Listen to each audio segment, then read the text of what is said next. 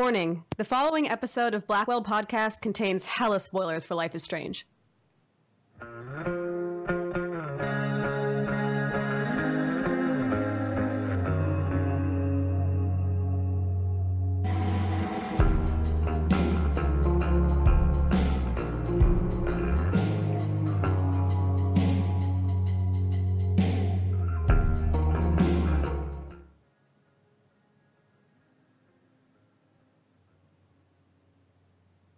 Hi everyone, welcome to the Blackwell Podcast, where we love Life is Strange more than Chloe wants to see firework. I'm Jamie, joined again by Joey. Hey, Aaron. Hey! Sean. Hey! And Zach. Hey everybody. How's everybody doing today? Yeah, I good. am pretty Doing solid. awesome. It's great. How are How you, about you Jamie? guys? I'm doing fine. We have a very exciting topic today regarding the podcast, but before we go into that, this is the first time that we've actually got our new logo on the intro, so I want to thank Elysian for designing that for us before we get started. Yay! Yeah, thanks. It's really cool. Thank you Yes, so she did a much. great job. Big fan. Yeah. For real. It's top notch. So since we've been away, something pretty cool happened where episode 1 of Life is Strange Before the Storm dropped, and it's called Awake. No big deal. Yeah, it's just no. Not really important, not really anything to do with us. We talk I mean, I about got a it lot for few going minutes. on. Like, it's just, yeah. So I had a really good game in Heroes the other night. We talked about that. I We know. talked about the core race. me and Joey were also playing Team Deathmatch on Overwatch. We did. It was fun. We got into a rhythm, and but you know, Let's get. we agreed to talk about Awake, so I guess we'll do it. Ugh, It was. do we have to? If we So, what did must. you guys think? What was your overall impressions? Oh Oh my my god. It's so gay. I love it. I'm still like not okay about it. I'm like having a mental breakdown like right now. I was kind of concerned about you, Sean. Like, I was like, is she gonna be okay? Like, I was playing through it, and I was like, I'm not okay right now. Is she alright? Like, I just wasn't okay. Like I got so many messages and people were like, Shauna, because I was kind of Snapchatting all my reactions until it got like halfway through and I was like, okay, I can't do this anymore. I just need to be by myself. And people were like, hey, are you okay? Are you alive? And I was like, I just finished the episode. So, I called out of work sick, as a good adult does, to play nice. when it launched.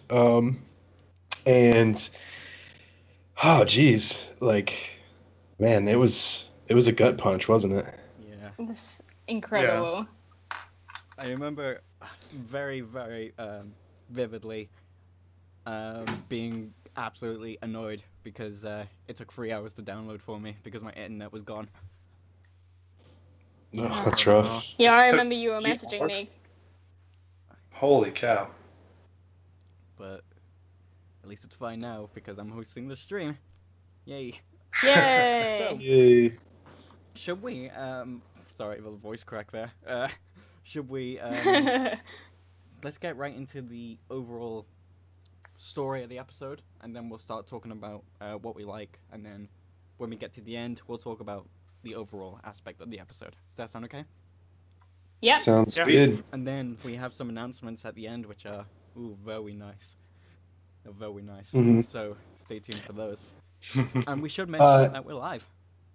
Yeah, this is our first ever live episode. So we've done some live streams before, but we've never done like an episode live. So this is cool. So that means that any mistakes we make are permanent, cannot be erased, and Just but like no before the pressure. storm. Yeah, Yeah. exactly. True, yeah. Fitting. How fitting.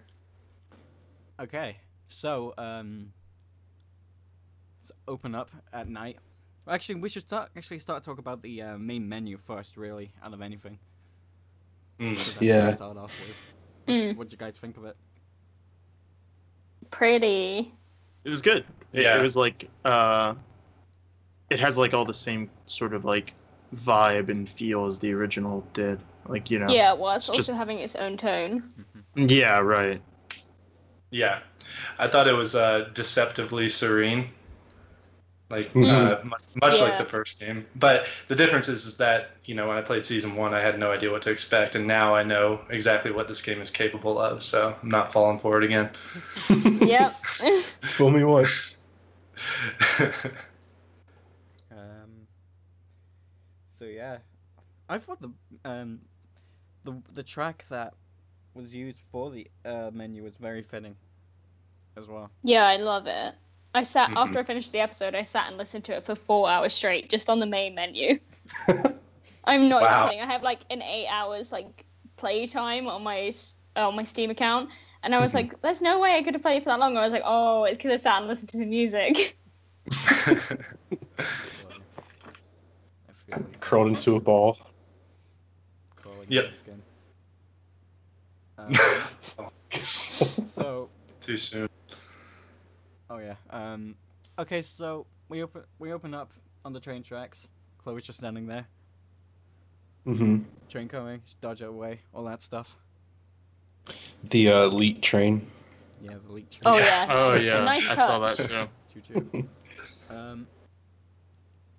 So, yeah, it's basically Chloe going to the mill to go see Firewalk live.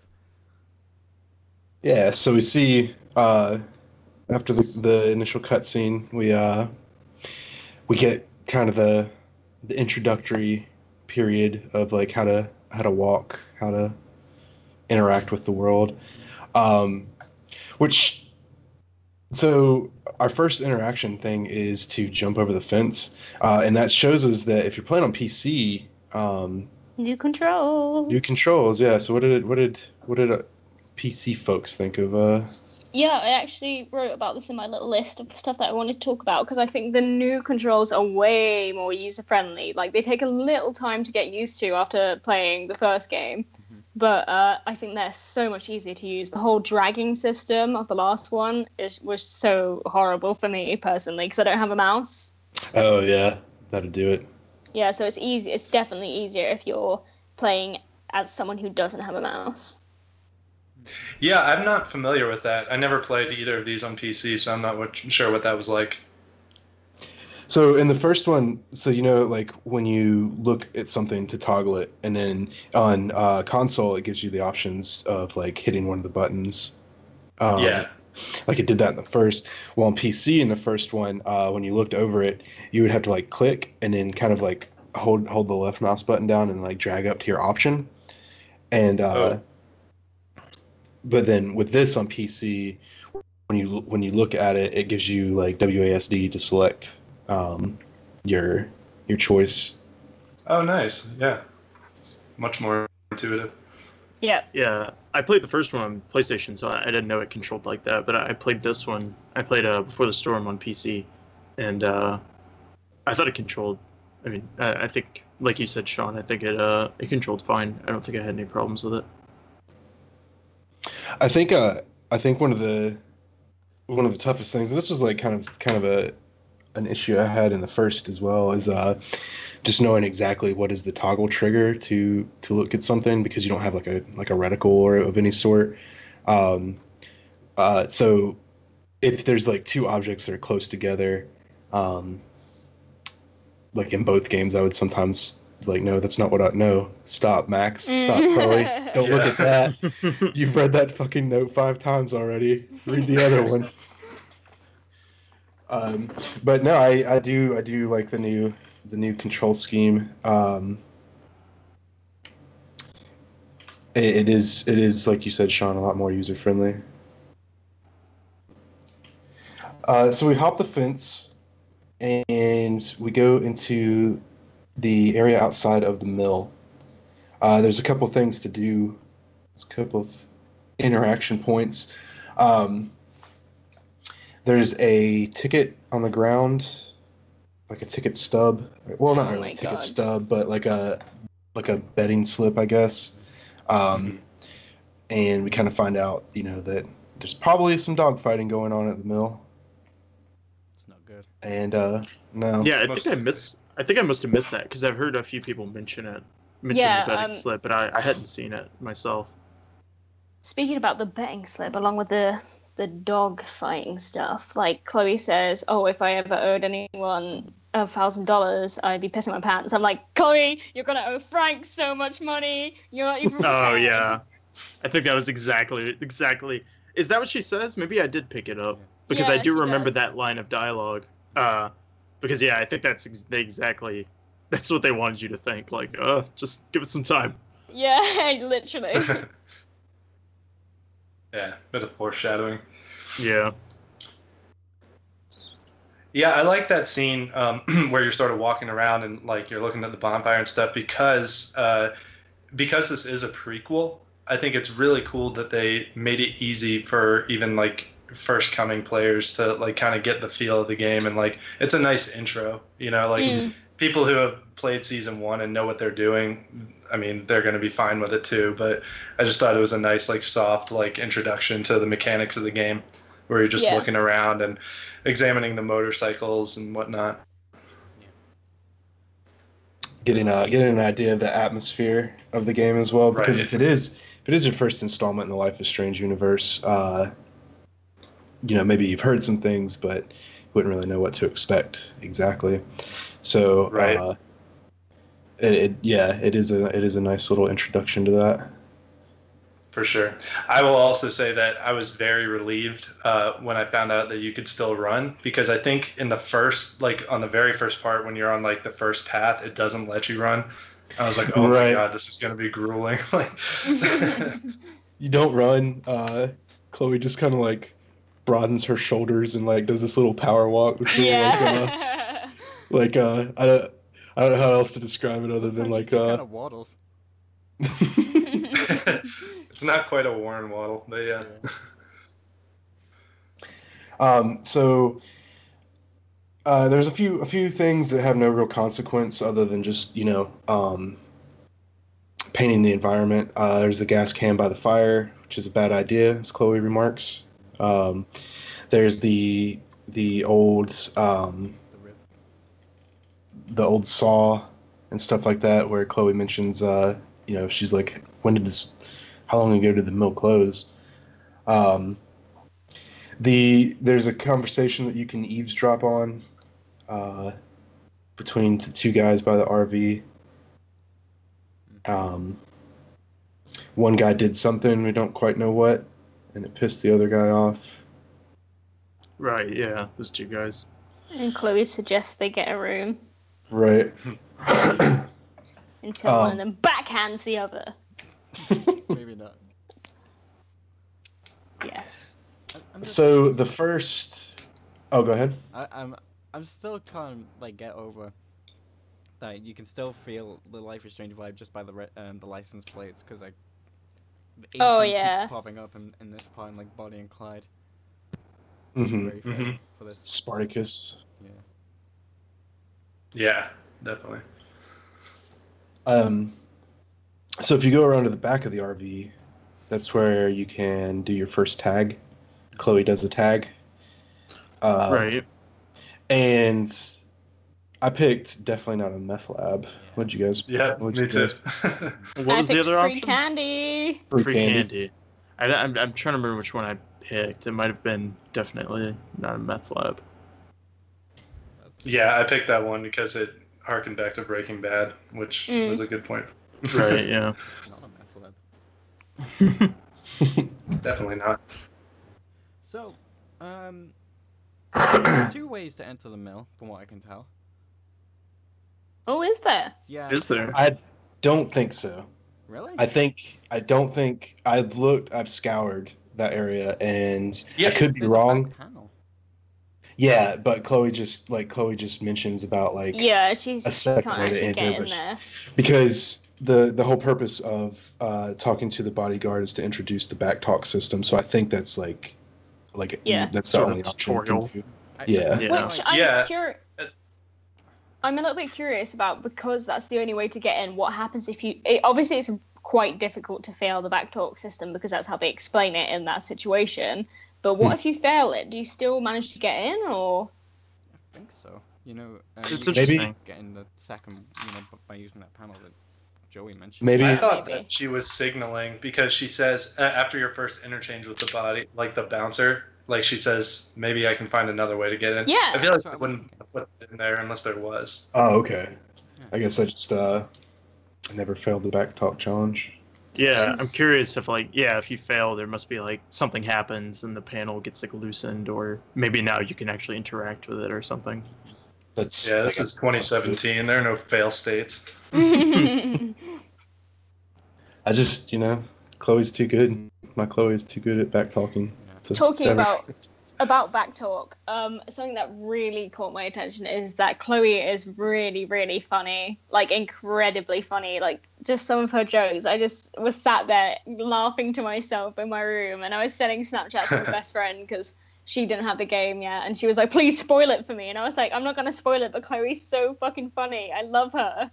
And then she was like, is she really that funny? And I'm like, yeah, her jokes are hilarious. And I was like, and the voice acting for delivering the jokes is really good. The snark is strong. There's a certain line that Chloe says, which I'll mention later on when we get to it. But I think I know what. It really. I think I know the one you're on about. You might not. It's actually kind of hard to get, from what I can tell. But we'll get there. Oh, I will say it's very, very interesting. A lot of the just the subtle dialogue changes. I was doing some alternate choices in a second playthrough, and just to see what all changes, and it's you can really see the Story Forge. Yeah. And work. Yeah. There's something I have to mention about the really subtle changes in dialogue based on choices, but I can't talk about that until later, so I'll mention that when we get there. Yeah, keep it in mind. So, Okay, so we get into the mill either by sneaky or backy tacky. yeah. And basically get to firewalk. That's all you gotta do.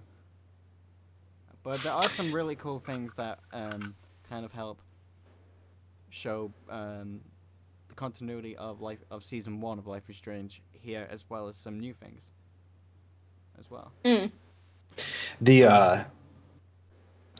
I call him the Korn guy because that's what he looks like. He's in the band Korn. I don't know how else to describe him. Is he the guy who is he the guy that you spell the guy's beer? No. I'm talking, it's a poster of this guy. I don't know who it's supposed to be, so I just call him the Korn guy. But so there's these little small kind of stickers around in the mill, and I noticed actually I just noticed because Sean, you'd posted something on Twitter, and I'd responded with a GIF of Dana dancing, and she actually has a poster of him in her room, and the Korn guy. and then there's these little small stickers around that have that same guy on there. So he's something in the Life is Strange universe. Maybe just a recycled asset, or maybe he's something. Maybe he's a significant part of the culture. I mean, when you're up against Hot Dog Man, it's really hard to make a name for yourself. All these food-based characters. There's something that I've kind of noticed in this part is during my second playthrough was in this kind of segment that you get to take beer. You don't pay for it, you just take it from the bucket. Yeah, that's what I thought about too. I was like, do I have to give someone money for this? If you guys are concerned about paying people for things, you're not playing Chloe Price right. No. As soon as I was watching some Let's Players, and they were like, this is my view. This is pushing forward a bit, but they were like, oh, I've got to pay for this thing. I can't take it. I was like, I stole the money in the first game. I'm gonna steal the money again. At least you get a sweet shirt. I've been to gigs that have free alcohol. What? Where? What Really? gigs? How do I attend those? Yeah, can we go? Yeah. Go to college towns, and 9 times out of 10, at least in my experience, they're gonna be really weird and really shitty. Okay. But there's free alcohol. On a so- scale of 1 to 10. Worth it. On a scale of 1 to 10, Joey, how accurate is it to 22 Jump Street? I'd say 22 Jump Street is actually a documentary. Okay. Thank you Well, for clearing that up. as someone who's like on their second day of college and I went out last night, college life has been crazy. Like I just can't. Some of the stuff like I'm thinking about, and I'm just like I have these friends that I've just made, and I'm like I don't even know them, but we like know everything about each other. It's crazy. That's cool though. Yeah. Yeah. So where I work, the Domino's that I work for, we deliver to a college campus, and the first night that school was back in, it was absolutely insane. There was like everybody was hammered. There was like already like all over campus, just tons of fucking EMTs and cops and all that. It's like, pace yourself, guys. You've got at The least pizza's just Alright. arriving. like you got like 4 more years. No need to drink it all tonight. But anyway, back to the mill. Getting that sweet firework shirt, am I right? Yeah. Oh, yeah. So Yes. I imagine. So Scott actually designed that. Scott Blows. Yeah, I saw that. Oh, I on didn't know Twitter. that. Nice. And we've had him on the show. I really hope Cool- that's part cool of the guy. insert coin line. I was. Yeah, me too. I would be willing to bet money that it will be. I really hope so, because it'll be cool to have like a draw where you have like shirts like Chloe's, and they had that like as an ad campaign. Which one you're gonna? Yeah. Which one are you gonna buy? And pay expensive shipping for. Yeah, like they have to buy $100 or more to get free international shipping. Anyway, but Life is Strange official ran the poll, and Insert Coin did the eyeballs emoji. So imagine, and we'll actually gonna steal that poll and talk about when we get to it our favorite of Chloe's shirts. But anyway, we need to get out of the mill first before we talk about changing Chloe's clothes. Good way to do it is talk to Frank. Mm-hmm. He's back in it. Frank, my boy. Back in action. We should say as well that the entire cast is different. Right. Yeah. Yes. It's Yeah, and Frank's that's something I actor. wanted to talk about at some point too. But we can get to that later I'll as more of a say- general talking point. Yeah, we'll leave the talk about the voice acting and the music till the end. 'Cause Okay. I feel like Yeah. that's where it's at its highest quality in the episode for me anyway. Yeah. So it'll be a good way to kind of talk about the acting in general. Mm-hmm.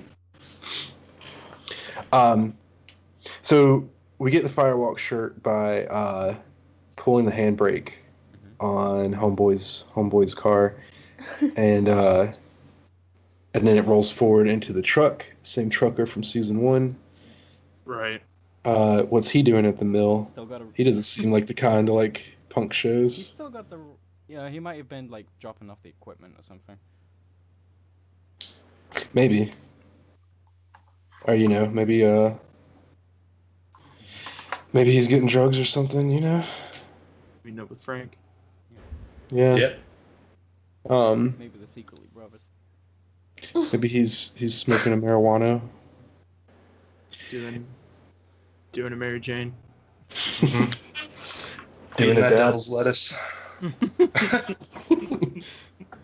So when you talk to Frank, you kind of just know that he's at that point where Chloe still owes him money. Still does. And just- Not much at this point, Yeah. but So I believe it's it's in the $800 range, maybe $900 range that she owes, because I know she steals $1,000, right, from the. 200. Yeah, I Yeah, thought she sorry. owes him 175. Yeah. Right. Yeah. What? Okay, why did I just like extrapolate that to like I thought you were talking about later on. Chloe owes Frank millions of dollars for the she's been bumming off of him. So that's a lot of weed. She's up the tab for. Okay, Current market so prices. Yeah. you can choose if you steal the money, you can choose to give it to Frank in exchange to pay him back, and then also to get a little bit more weed. Or you can choose to not give him the money And just pocket the money. And not buy any weed. Mm-hmm. Did anybody buy the Steal it. I didn't. I did. I did. Okay. Oh, did. Okay, I did too. I felt like it was in Chloe's nature. I was like, she wants Yeah. that weed, so I'm gonna It's- give her weed. I later Yeah. learned at the end of the episode, whenever it tells you all your possible choices, I saw one of the things you could do with the money later, and I was like, oh man, I wish I would have held on to it for that. I would have Yeah. way rather do that. I'll explain Wait. why I didn't What can buy the weed later on. And it's a good point. what can you do with the money? I don't know. So if you don't buy the weed and you keep the money, after you bring Joyce's, and we'll get to this, but after you bring Oh, yeah, I Pers- know. it in, Yeah, see, I didn't even find that as an option. Afterwards, I saw it and I was like, "Well, I want to give Joyce money." Right. Well, if you spend it all on the weed, then it doesn't even appear as an option. Yeah. So Oh, that was Chloe, why. Chloe just mentions it. She's like, "I wish I had some cash to slip Mom." Oh. I had no idea. Oh, So this is okay. So this is one thing I wanted to say. And Zach, did you say you never watched any of the playthroughs or anything before you actually played? I saw the announcement trailer that they showed at Okay. E3. That was it. I never saw anything else. Okay, because I feel like I was a lot of my choices were influenced by what I saw. Like sometimes subconsciously, but other times I knew what I was doing. But yeah, I don't know. I think that's the reason that I used the money for that. But I don't know, man. It's just you always feel like you miss out when you find out about another choice. But that's interesting. I didn't know Such that was is the life. other option. Yeah. we have a taggable before we go to the show. Right. The saw blade. Mm-hmm. I I did. think I wrote the eye on it, the evil eye. Yeah, that's what I Mhm. did. Yeah, I me put too. sit and spin. Yeah, I did spin one too. The eye doesn't really look like an eye, and I'm kind of disappointed. It sort of looks like an eye, but it's not very detailed. I would have a creepy eye, but it's just Yeah, just I wanted just the kind of a Eye of circle. Sauron. Yeah. And then Chloe says, "I see you," and it's No, you don't. Chloe. Stop. It's just classic. There's a bit of dialogue, not dialogue. It's just something that Chloe's thinking, says. I don't know, in her head. That she says really hate, just because I'm just like, Chloe, you're trying too hard. I'm with Frank on this one. When she's like, oh, that looks like the knife I asked Mom to get me for Christmas, but she didn't. I'm like, shut up, Chloe. I'm like, stop. That's so Man. cringy. When she Yeah, I said- gotta say. when she Go ahead, Jamie. When she said that, I thought you were gonna steal a knife too. I was like, oh, but you don't. I was like, oh, okay. This is a sneaking mission. Yeah. It's just a cringy line. The way she's like, but she didn't get me it. I'm like, Chloe, please.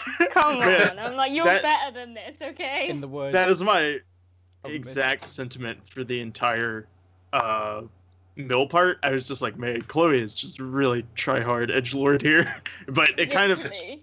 it wears off a bit.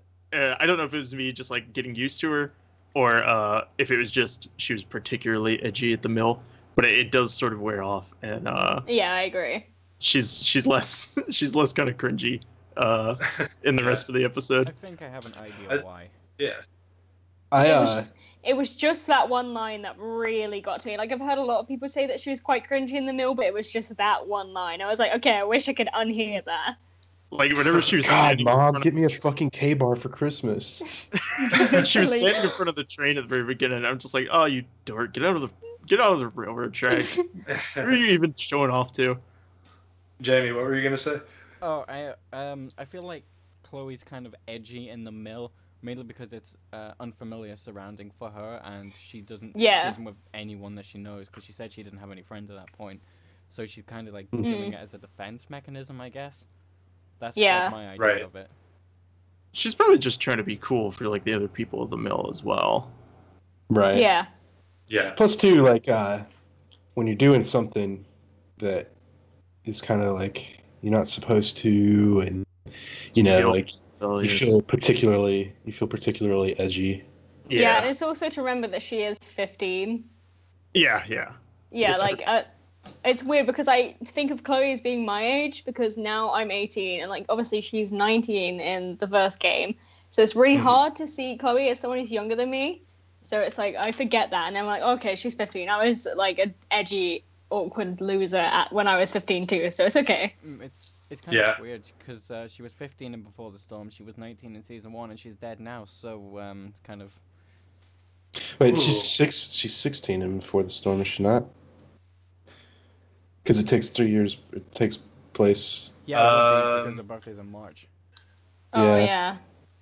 Yes, she is 16. Yeah, that's my bad. But still, she's still quite young. But the sentiment remains. Yeah. I was pretty. Well, I was more so at 13. Was like my Hot Topic goth phase. I was, but it carried over for the next few years and probably well into my adulthood and probably still now. But still there waiting. It lies in wait. It's in the reins, but a little more low key. But it's still there a little bit. So, moving on swiftly. So we were talking to Frank, and it's a bit like talking about the graffiti. So you can't get into the pit because it's full. You spill a dude's beer. Pit machine's broke. There's something that I kind of noticed between the guy's friend, the one with the hat. I don't know if it's just me, but he looks a little bit like Tilda Swinton. Oh my god. I'm not sure if it's wow. I wish I could gotta unhear look at that that again. But it's. I saw it, I was like, oh, it's the ancient one. Okay. What are you doing here in the mill? Oh my god. That guy was so freaking annoying. Yeah. Holy crap. Oh, I kind of wanted You to spilled fight my them both. beer, bitch. Yeah. You spilled my beer, bitch. I was like, get the fuck out my face, I think she's calling you out. Shut up. You know who I am? No. Should I? No, I don't know who you are, actually. It's like, Don't care they either. walk into the mill with like, hello, my name is Douche Hat McGee. Skeevy guys. How we're the skeevy Literally, guys. every time I play that bit or see someone play and he's like, you spilled my beer, bitch, I'm like, go away! I think that's like the new Beans. bean thing. You spilled my beer, bitch. Yeah. But anyway, since you can't get in the mosh, you have to go up to the ceiling, which is oddly not cornered off. It's just Oddly not what? It's just not. It's not closed off. It's just there. You could just go up Yeah. You shouldn't. because the Yeah. stairs. Are Oh, really also. low. Yeah. Also downstairs, just a little fun thing. The drunk, passed out on the ground because he got laid off by the lovely Sean Prescott. I thought Yeah. So actually, there's if you don't look at the letter from Sean before interacting with that guy, it actually does change the dialogue a little bit, or not the dialogue, but it actually does change like what Chloe says something along the lines of like I don't know, like you can't. I don't remember exactly what she says, but she says something about like him just drinking too much or something like that. But then if you look at the letter beforehand, she actually like remarks on like why he would be passed out. Oh, that's cool. That's nice. That's so good. There's so much. When I kept seeing those little details, I was like, wow, I love good writing. Yeah, and it's the engine too, Joey. Like you were saying, I think that was like a game changer. Yeah, it's like it's like you said, it's subtle, but it's a really nice little detail, especially for people who have played the first game. Like we're sat here and we're like, oh yes, give us those Easter eggs, and then other people were like, oh, that's cool. Yeah. So I'm trying to think. There's some neat there's some more like non-consequential things that you can interact with. There's Pet the the dog up. needles. Yeah, that's a must. yeah, if you Petting a don't dog. Yeah. unsubscribe, just Just leave. we This is a respect. stand that we were Yeah. taking. Yeah, I definitely thought he was like gonna bite me, but isn't it a she? nope. She, sorry. Yes. Delia, I believe her Oh, name is. Yes. Delia. All dogs are boys and all cats are girls. That's just how it It's works. just science. Like you can argue it, but The moon is just the sun's secret identity. and they asexually reproduce. Their cells split and create New doggos. new doggos. Who are all male. This is getting crazy. Yeah, that's why there's so many. This is getting so weird. So yeah, we go upstairs, get to enjoy the music a little bit. Man, Firewalk kicks ass, dude. I Dude, wouldn't, Oh, yeah. I wouldn't say they're the best music yet. There's a certain music piece later on which steals the show. Sure, but Yeah. Firewalk is freaking. That's my jam.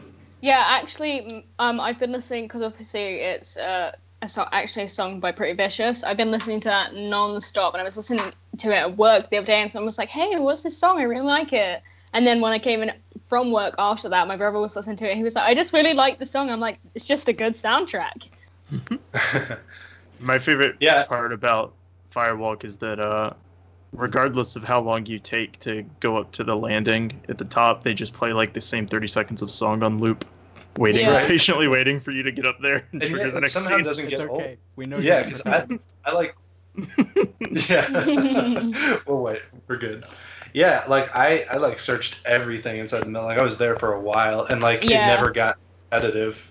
Yeah, like And it then never. Firewalk is like one of those bands that I wouldn't really listen to in my spare time, but like I would totally go to one of their shows and just rage. See why Chloe likes them so much. Yeah.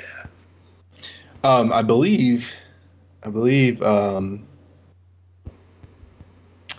the 30 seconds of loop was made by the Deck 9 guys. Some of them. I believe so. Very nice. Oh, like they're musicians? I know Webb Yeah. is a bass player. Yeah. He's a bass player. Yeah, we talked about that. That's right. Roll Webbers. I'm also a bass player, so I can respect that. You are? Yeah, I play bass and guitar. Holy shit. Yeah, we gotta stop getting something to What is? Oh, no, I was just saying, like, that's awesome. No, Your it's microphone. yeah. Microphone's having a meltdown. Oh, whoops. Microphone machine broke. It's fine. Oh, I think it's good now. Yeah, it's just a weird static spike. Anyway, So, Pete, what you just said, Aaron? Because I didn't. Oh, yeah, sorry. Yeah, I'm gonna get a new mic soon. But anyway, yeah, I was just saying it's awesome that you play. And I was like, we should probably stop now before this turns into an entirely different discussion. We're making a band, that's what I've decided. rock band. Yeah. Be awesome. So yeah, you're lying down, listening to Firewalk, and then fucking you spill my beer, bitch. Just starts coming in your face. I don't get why he came up to me because I apologized to him. Right, yeah. I was like, okay. But to be fair, it wasn't really an apology. Like, it was kind of a shitty apology, but I feel like he definitely overreacted. Like, if someone spilled beer on me, I'd be like, oh, shit. I'd be kind of annoyed, but I wouldn't go find them and be like, you spilled my beer, bitch. I think it's because he had quote unquote tight connections with people Yeah. in Arcadia Bay. Yeah. It's just a quote unquote fuck boy.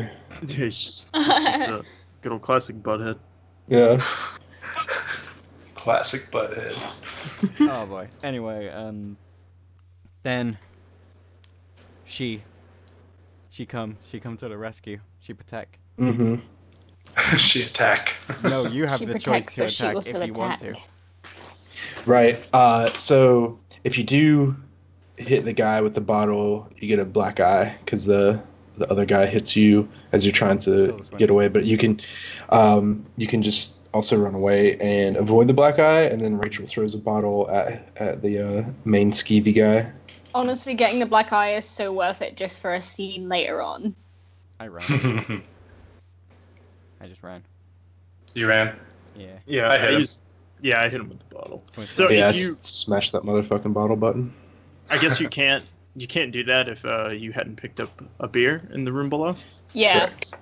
Okay, that's what I guessed. But Which actually you can attack him, but I think you knee him in the balls or kick him, because my brother played it and he actually pointed out to me, because I watched my brother play it and he didn't pick up a beer, and then I was talking to him. I was like, no, he punches you. I was like, because you bottle him. He was like, no, I kicked him. And I was like, no, you bottle him. He was like, no, I kicked him. And I was like, wait. And I was like, did you not pick up a beer? And he was like, no. And I was like, oh, interesting. No, thank you. This is a Christian show. There will be no drinking. We will do what the frick we want. Calm down. I'm sorry. So, Oh heck. so that is interesting that you can still attack. It's not the only variable in the game, too, by a small margin. Mm. Yeah, I mean, pretty much like every possible thing that has like significant interaction ability has a like an alternative if you don't do it, and it plays out in really interesting ways as we see later on. It's just so clean. Like, I love it. Everything is fluid and like, yeah, it just makes sense and it works. So yeah, you grab Rachel's hand and then you run away into the pit whilst Frank's protecting you. Yay. Yeah, which I really like Frank. Yeah, and there's especially a nice little smirk. Maybe this is just because I like Chloe's face, but Chloe does like a nice little like smirk at Frank when he like protects her. And I'm like, I love Yeah. this relationship. I love everything going on right now. There are definitely gifs of it Yeah. everywhere. I also like when she has the first interchange with Frank. I forgot to mention it before, but it's so like simple and like, I don't know. I really love that they added it in, and she like kind of casually says like, "You're a good guy, Frank," and he's just like, "No, I'm not." And it's like, there's like so much I want to know about him. Yeah, God, I just want to give Frank a hug, but I feel like he might stab me. But I'm okay with that. I'm like good with It's a that. distinct possibility. If you buy at least 10 weed, you get a free hug. Oh, good. I mean, I'm not into that, but I'll buy it just for the hug. He has a loyalty card which he stamps. Yeah. Well, I see this is your 10th weed, so bring it in. Bring it in. Here comes the locomotion of love. Come here. So yeah, you just dance the night the way with Rachel, and then you wake up the next morning in your room. Mm-hmm. It's so. It felt really, really good to be in Chloe's room again. Oh God, Yeah. like literally, it just gave me like 10 plus like years on my lifespan. I mean, yeah. And like all the little subtle details, like the nice little rainbow middle finger on the table. I was like, I love subtlety. Yeah, like the one that she cast like out of wax or something. Yeah. Like, you dipping it. Yeah, I love that. There's something I kind of hate about Chloe's room. It's the pirate hat. There's on the something I fucking hate mirror. too, which I was gonna bring up. Okay, my- no, I love that, but I It hate makes me it. sad. Yeah. The thing that I hated, I remember because I was incredibly triggered because I sent a lot of Snapchats. It's the little piece of paper Oh, in her drawer where it's like happy 2-month anniversary Fucking Elliot. or whatever it said from fucking Elliot.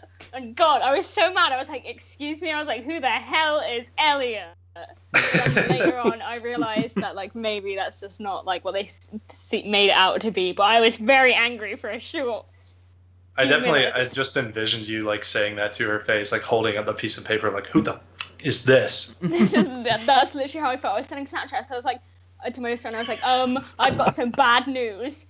And she was like, what's up? And I was like, Elliot. And she's like, who the fuck is Elliot? And I'm like, you don't want to know. I don't know who he is, but I don't like him. I know you've been going to shows with Elliot. It's not what you think. I won't hesitate, bitch. Literally. I won't hesitate, bitch. That fucking line, it never gets old. So while we're talking about things that are excruciating, can we talk about the journal entries or the letters Oh, to no believe one? me, there's one that made me really laugh. Oh, it's I've got this one written on my little list. It's the one where she's like, despite her leaving me, blah, blah, blah, or something like that. If she came back and said, hey, let's dress up and play like pirates again, I'd take her back in a heartbeat. I'm like, I love to suffer. Did you not read the one about Blade Runner? Oh, yeah. Oh, That made me No. laugh. that was such a fucking spicy one. I was talking Sean to my was friend all over Twitter about it. Yeah, but I haven't been able to stop thinking about it. Like, every day I wake up and I'm like, God has blessed me. Like, I don't believe in God, but he has blessed me in this time. And I'm just like, I read it and I was shaking and I was like, I can't believe I've been able to see this in my lifetime. And I was like crying. I didn't know how to feel. Sending Snapchats. I was like, I love one icon. I thought that was pretty gutsy. Like, you know, in the first one, it's just sort of like this weird implication, and it really, like, I guess it speaks to the characters because Max is a little more shy and she's like, she's not really sure about what's going on with Chloe's like, no, like, frick it, I'm just gonna say it, like, I love the way it was phrased.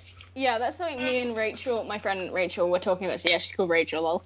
Me and my friend Rachel were talking about how we were just shocked that they were like included it because it was just so much more out there than the first game. Like there was no like beating around the bush, pun intended. Yeah, there was yeah, it was just straight. Sorry. I don't know if that was too inappropriate. It's okay. We're on. No, it was wonderful. We've all played Life is Strange, okay? So when I saw that, I was like, I can't believe this is real. I really was shocked, but I was very happy to see that.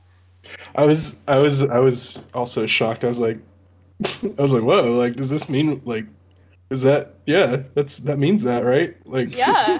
I was like, fuck? am I reading Is this allowed? wrong? What the fuck is this allowed? But I will say that was like the first, like the journal as a whole was the first of many times that I cried in the game. It was just like, oh, okay, so we're doing this already, huh? Yeah, me too. Right after the title sequence, jeez. I'm alright with it.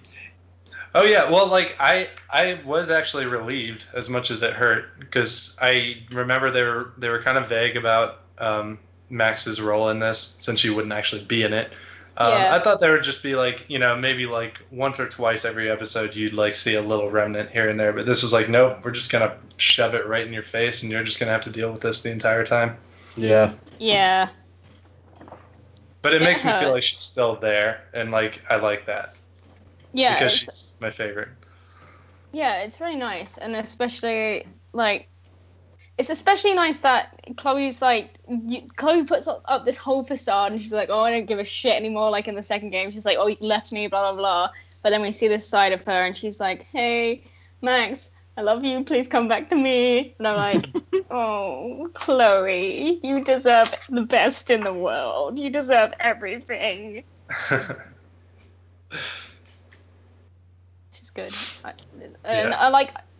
It just makes me wonder. I'm like, especially like the Pris line, especially like, how would Max have reacted to these? And like, Chloe has the intention of telling Max all of this. Like, I have never ever been like, somebody said anything along the lines of like what she said about Pris, like one of my best friends, been like, oh hey, and casually, let me just whip this out for you.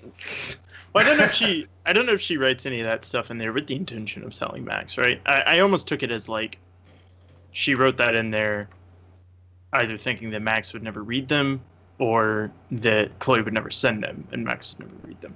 Yeah. So the first entry is like an actual letter, right? That it's on the stationery, and then she like after that gets the journal that she like writes they're letters to Max, but she even mentions that like, you know, here's a place for me to write down all the letters I'll never send you.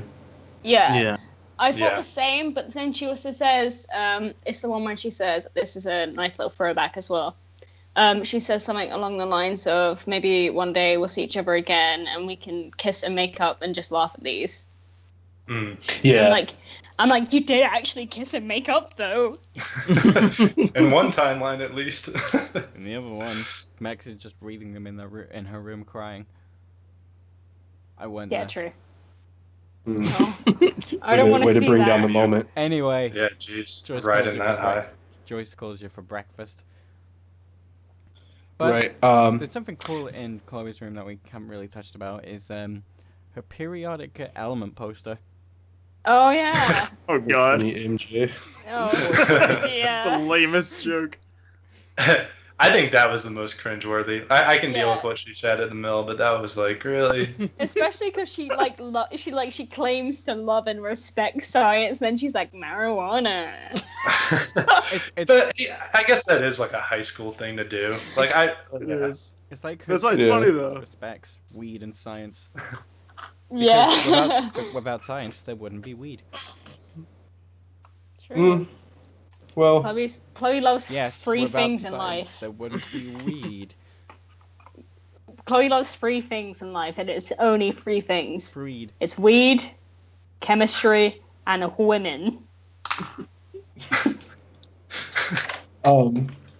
there's also the poster, which you can tear down and then tag Yeah. yes. after you Oh tear yeah, it down. yeah, I can't remember what it tagged it with. yeah.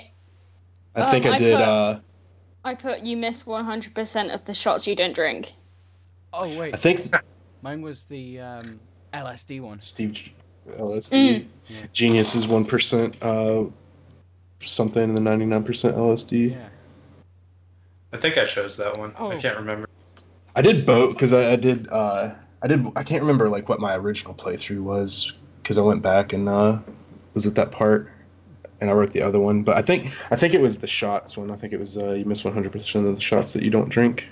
Yeah, yeah. Yeah, that was the one I did. There was there's something else in Chloe's room that as soon as I finished, me and Joey finished before the storm, I asked him.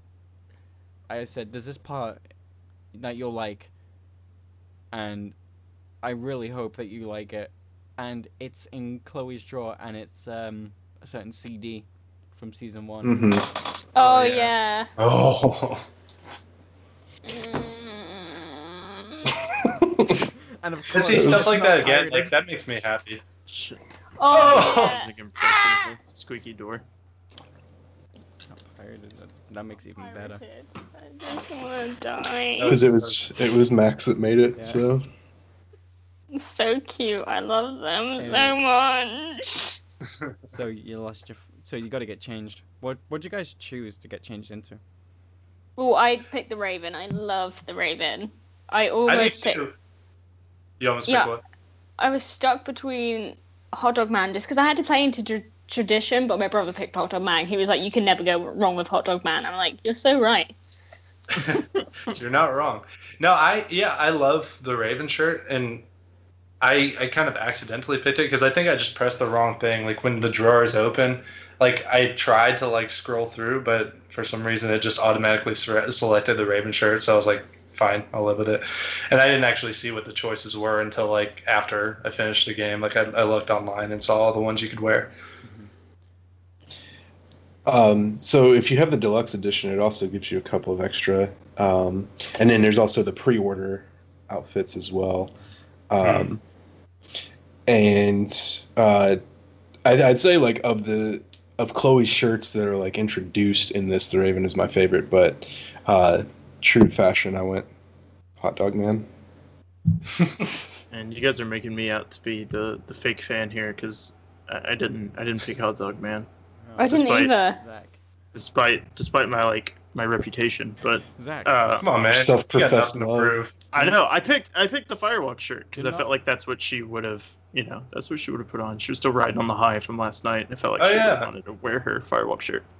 Yeah, that makes Um, sense. I went for Raven. The I didn't wanna- Firewalk shirt is actually has some consequences behind wearing Right. it. Yeah. It Yeah, does. see, Yeah. that's Oh, the thing. because it's incriminating, yeah. Yeah, I didn't. That's the exact reason I didn't pick it, because I wanted to, but I was like, but what if if someone sees me wearing this shirt, they're gonna know I stole this, and I don't want that Chloe to be caught. Yeah, somebody calls you out for it, but it doesn't really have any repercussions beyond that. Oh, who calls you out? Joyce. Oh, wow. She said Which is a great segue. Yeah, you gotta go find your phone by calling it from Joyce's. Mm-hmm. And so there's a few things in Joyce's room to interact with. You can find out about the ring. Picture hiding away. The picture. Yeah. Condoms. Which I'm guessing we'll see the picture. We'll see in later episodes. probably in later episodes. Yeah. The book. The condoms. Ugh. That was another bold move. Like, Yeah. I appreciate Deck that. 9 are being real bold, and I really like it. It's something that's something that's really caught me off guard, but I love it. They're definitely stepping out of a comfort zone, and it's nice to see. Well, I mean, Chloe had condoms in her room in season 1. Yeah, true. Oh, I missed that. She had a couple in her jacket pocket or something like that. Can't remember. But the book is actually interesting. One of the things that you read in it is actually something Chloe says in the alternate timeline in episode 4. Oh, I didn't notice that. Yeah. What is it that she said? It's something about how like the smallest spark can set the whole field ablaze or something like that. She says that to Max in episode 4. That's great foreshadowing. Which is also a nice bit of foreshadowing. Yeah.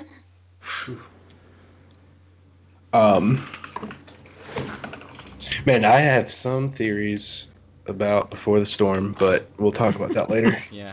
Yeah, I do too. There's something that is kind of cool regarding Chloe's phone. That when you call it and find out that it's still got the stickers that Max and Chloe put over them. It's the same phone. Yeah. Okay. I'm sad. Safe space. And we're then just gonna let it out. makes it even worse when you read Max's texts and Oh, That's No, we don't talk about that. so when Joey, when you said about like the journal entries, that's when you got misty eyed. Like I lost it when I read the text, because it's like then you're actually talking to her and like seeing the responses and like the slow degradation of their relationship. It's just Yeah, it's really difficult because I spent like when I played the first game, I was like, oh, Chloe, don't be like so bitter at Max. Like she clearly cares, but now like as someone who's kind of been in one of those situations as well, like I'm seeing it from Chloe's side. I'm like, oh god, I know how much that hurts. I'm like, that's horrific, and it was just like horrible seeing. You know that Max means well, but it doesn't mean it doesn't suck. Yeah. and it felt like so real the way that she was replying. Like Chloe would always be like, "No worries, like it's all good," and like she was trying to like hold it together. She never got mad at her. Yeah, she was always like, "Oh, hey Max, hey, are you there? Oh, no worries, it's cool." And you're like, "Oh god, god." I've been on both sides of that whole thing. Yeah, me too.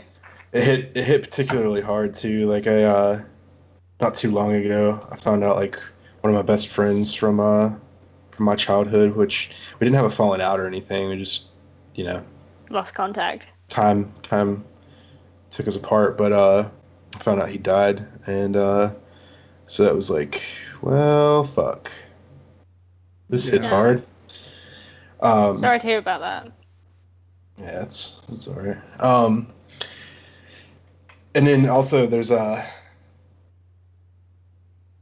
also I want to see like, because Max's first text message, or I think it's one of her first, is talking about how like, sorry I didn't respond to your email, but text is better for me anyway. I want to see the emails.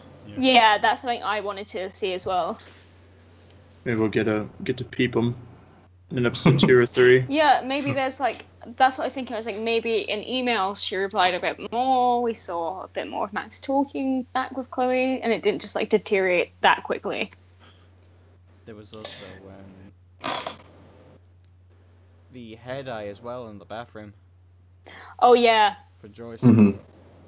Oh yeah, yeah. Chloe. Oh, yeah. Chloe remarks that maybe she should just dye her hair gray. And that's exactly where Chloe's hair dye is Episode in 15. season 1, huh? Yeah. Same place. I didn't find the.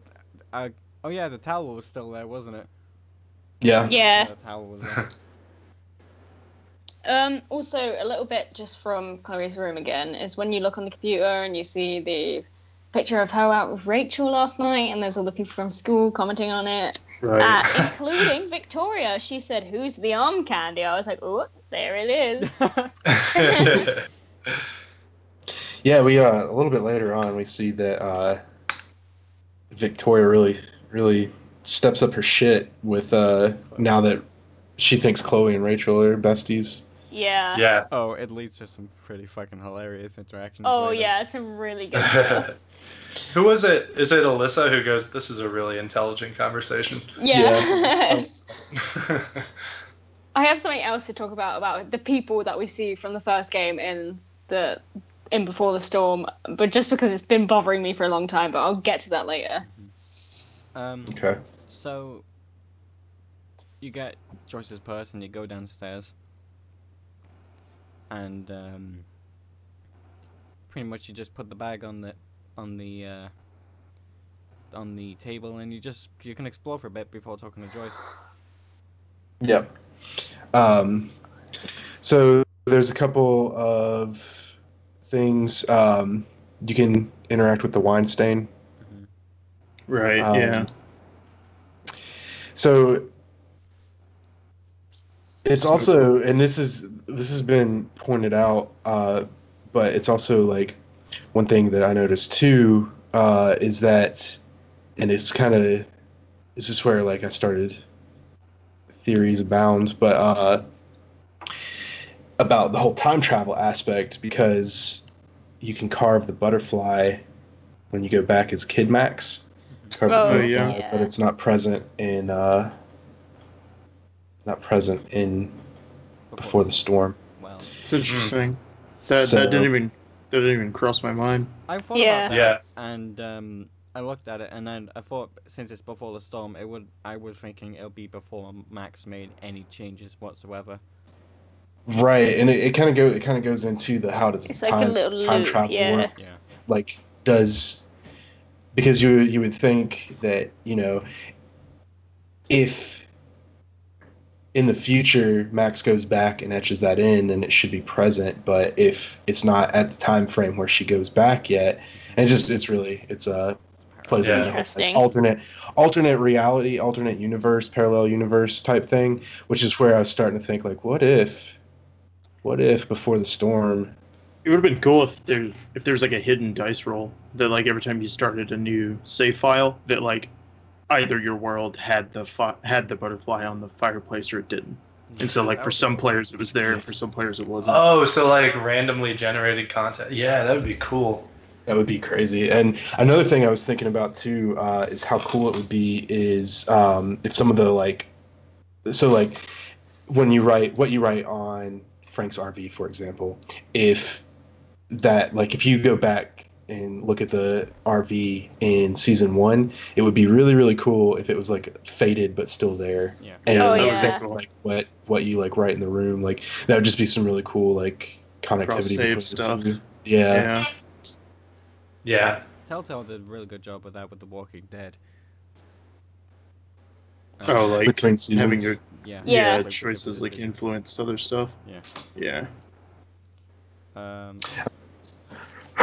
There's like a reference I think I spoke to you guys about it, which is in the newspaper about Principal Wells, Mhm. Yeah. and I was like, is this a reference to Office Space? Yeah, absolutely. I was like, and then I watched a bit of Office Space, like, it fucking is, because like He's wearing the same shirt. He's like in the same stance and he's holding the mug. yeah. Yeah, I do have to absolutely- give Rihanna props on her impression of Principal Wells. Oh yeah. Oh, yeah. That was really good. It was good.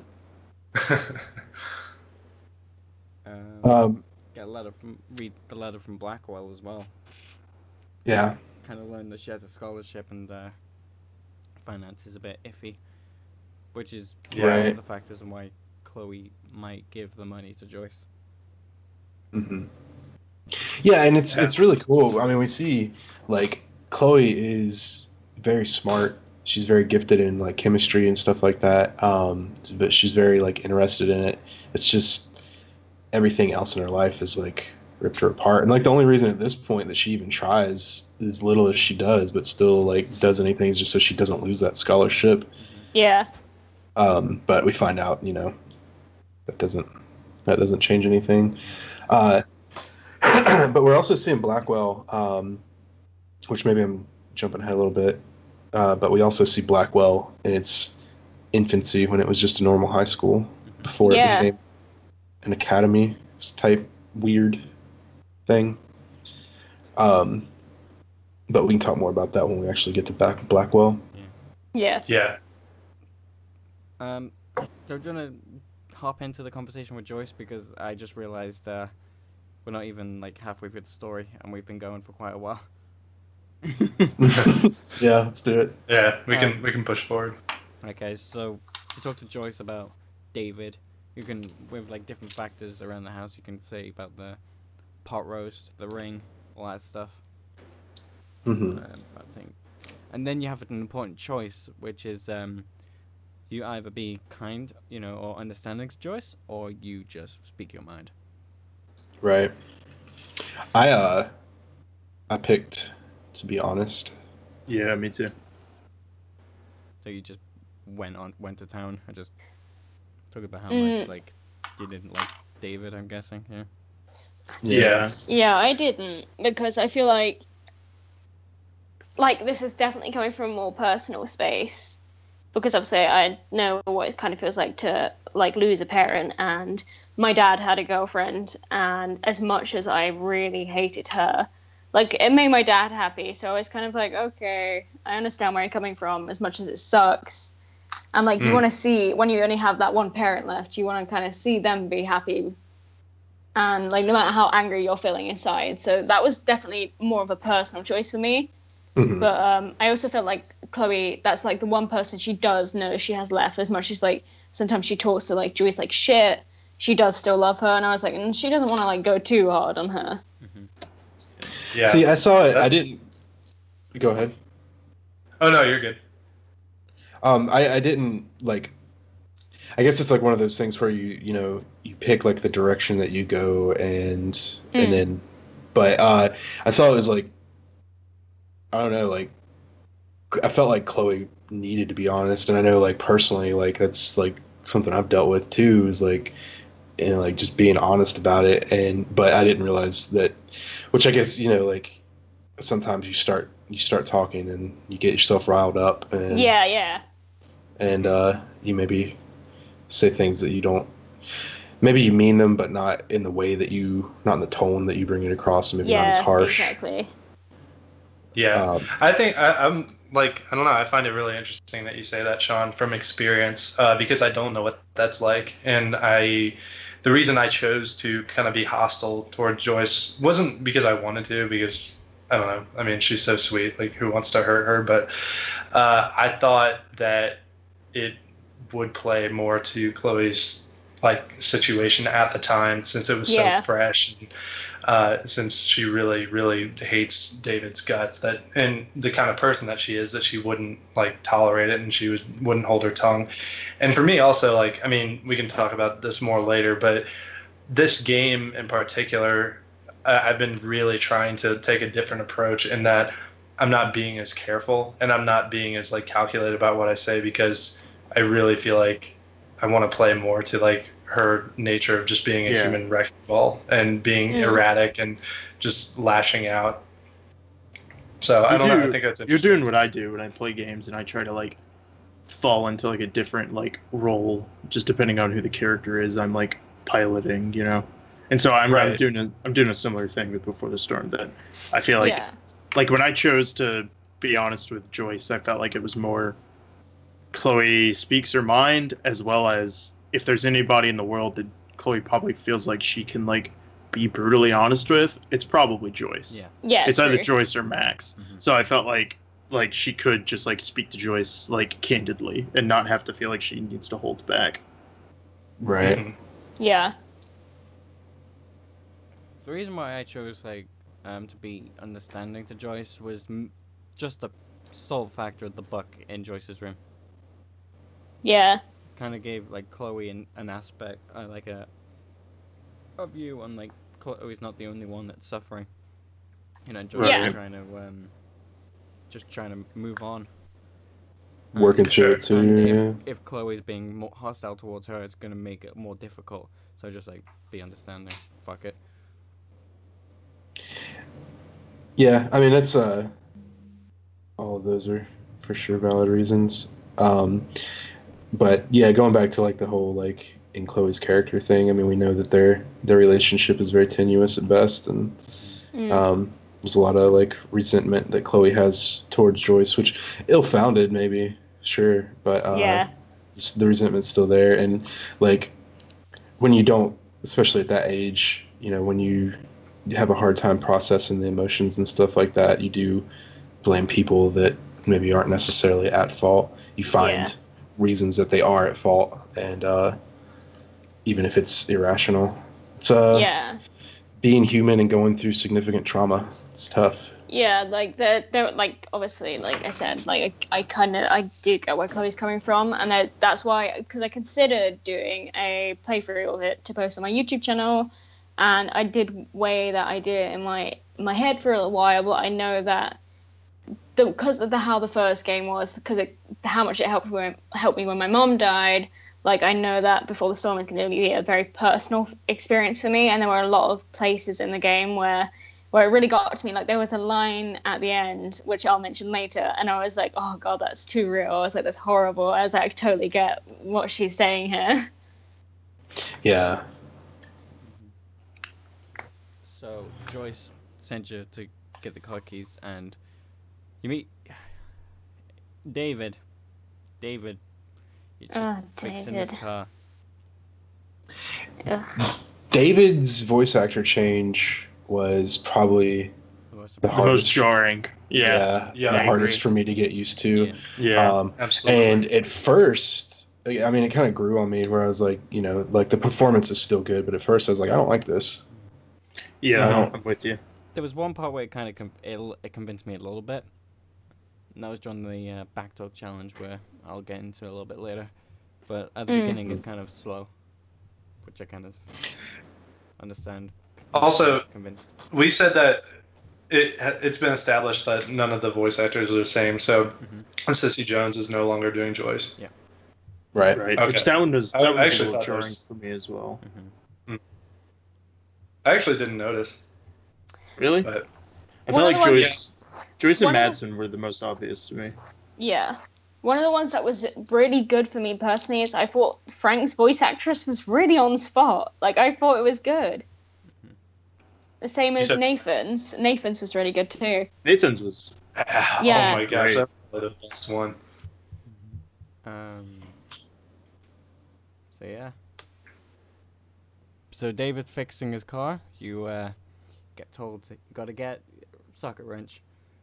Did any of you do what I did, and that was get the socket wrench from just the car? Yeah, hand it yeah, to I him. did that. Yeah. Here you go, No, I fucker. didn't know you could do that. Yeah, there's a Doesn't socket like wrench. So what he wants is an extension to the socket wrench, and which is in his toolbox, which is what you were sent to get. But yeah, you can be like, yeah, here's your socket wrench. It's right. Excuse me. That's funny. I Um, missed that. Also, you can try to leave, but Chloe says that school is definitely not worth walking to. Yeah. Because it is quite a distance from what we can tell in season 1. Because Max had to get the bus. I really hate David. Oh, me I'm just too. gonna throw that out there. I cannot fucking stand him. This is Yeah, he The little never fist bump. he Yeah, never oh really grew God. on me even after season 1 was done. Episode 5 was kind of like a little bit of turning point to kind of like him, but not really. Yeah, kind of, but it doesn't I- excuse his shitty behavior.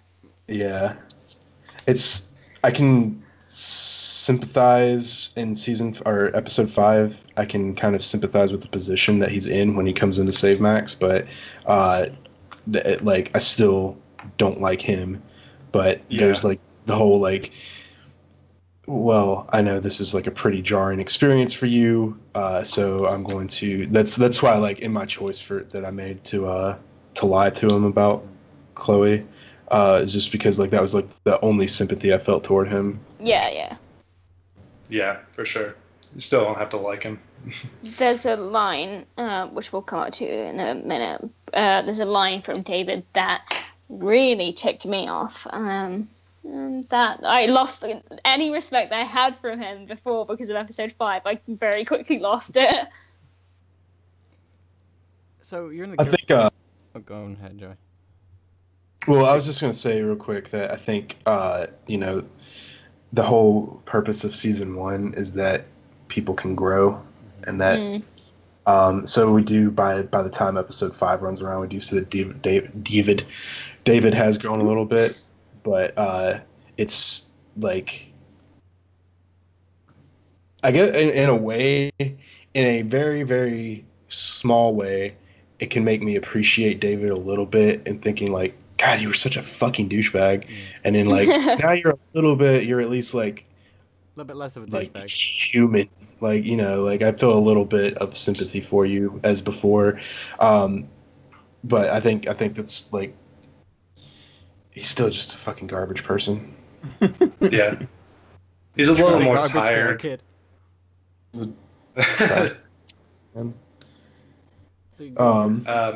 Yeah.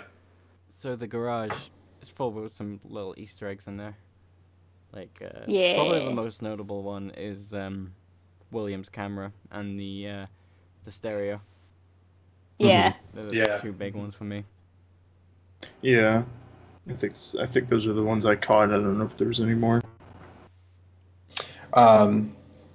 They have the opportunity to tag the Toolbox. toolbox. Right. I didn't know Chloe was so good at drawing phallic objects. Oh, is that one of the tags? That must not have been the one I did. Box of dicks. Yeah, I didn't do that one. Oh, right. Yeah, I did the like trespassers will be shot or something. I think that's what it said. Yeah, it was something like that. I'm trying to think if there's like any other notable things in the. Oh, the fucking picture. That was hanging on the Oh wall. yeah, God. Oh yeah.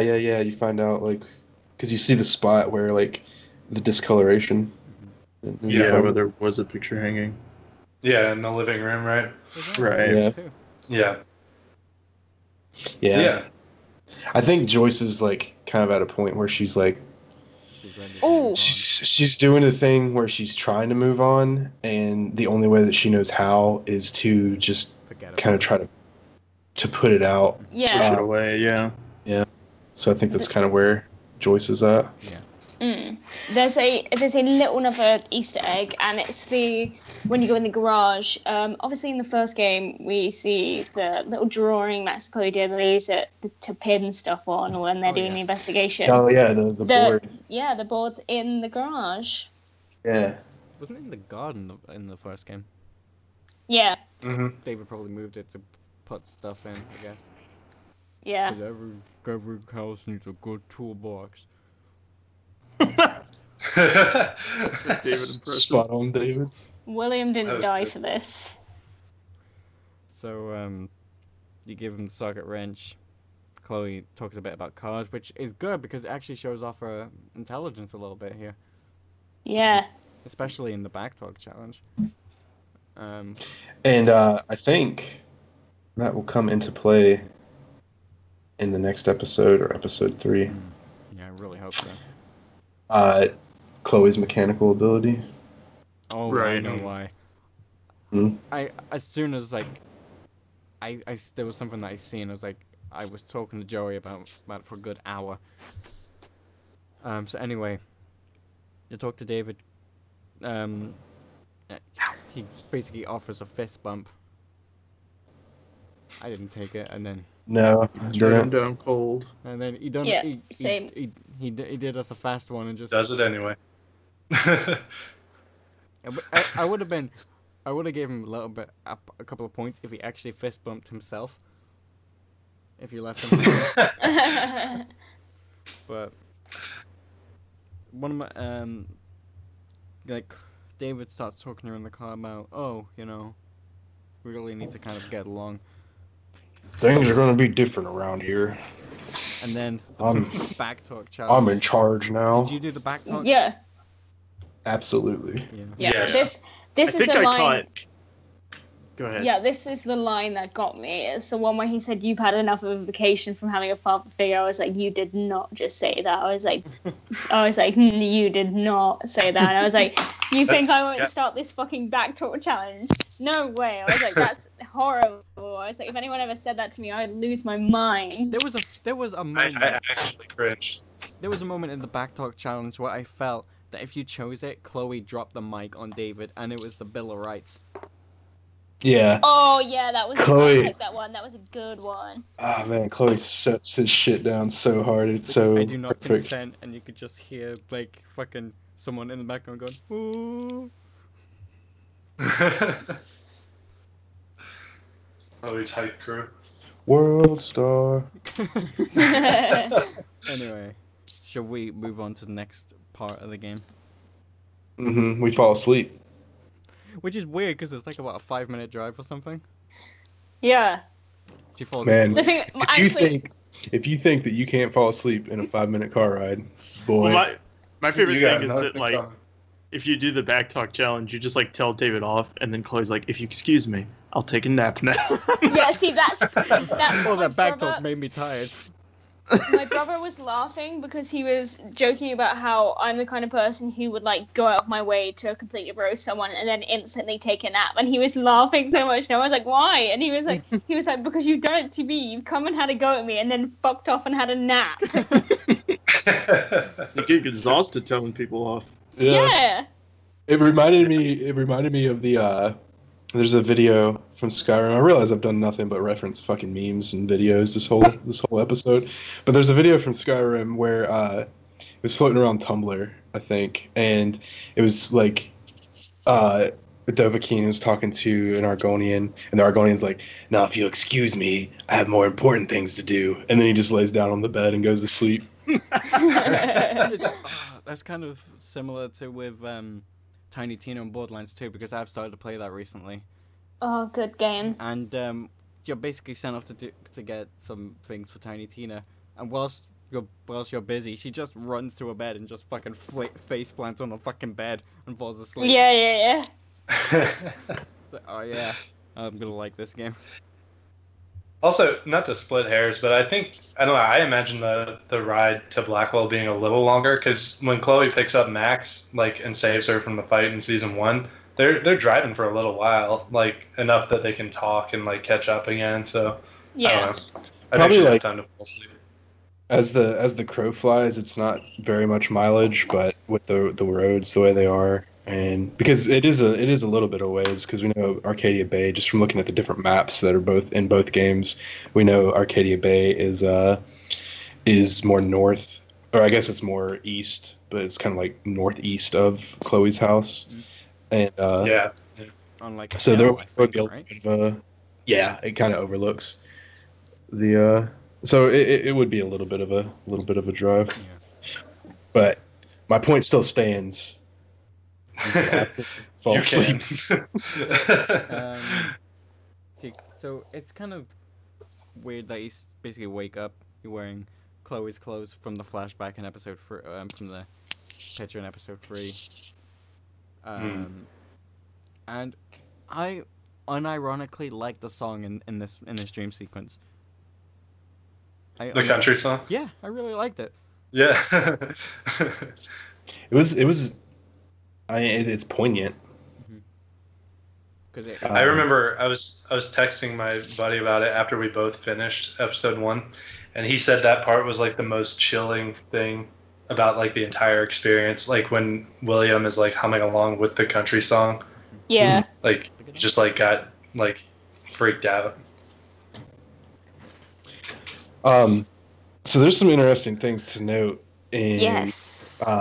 in the first dream sequence and the second dream sequence, which Yeah. we'll get to the second dream sequence, but there's just the overall tone of the dream sequence as well. Mhm. Very, very interesting.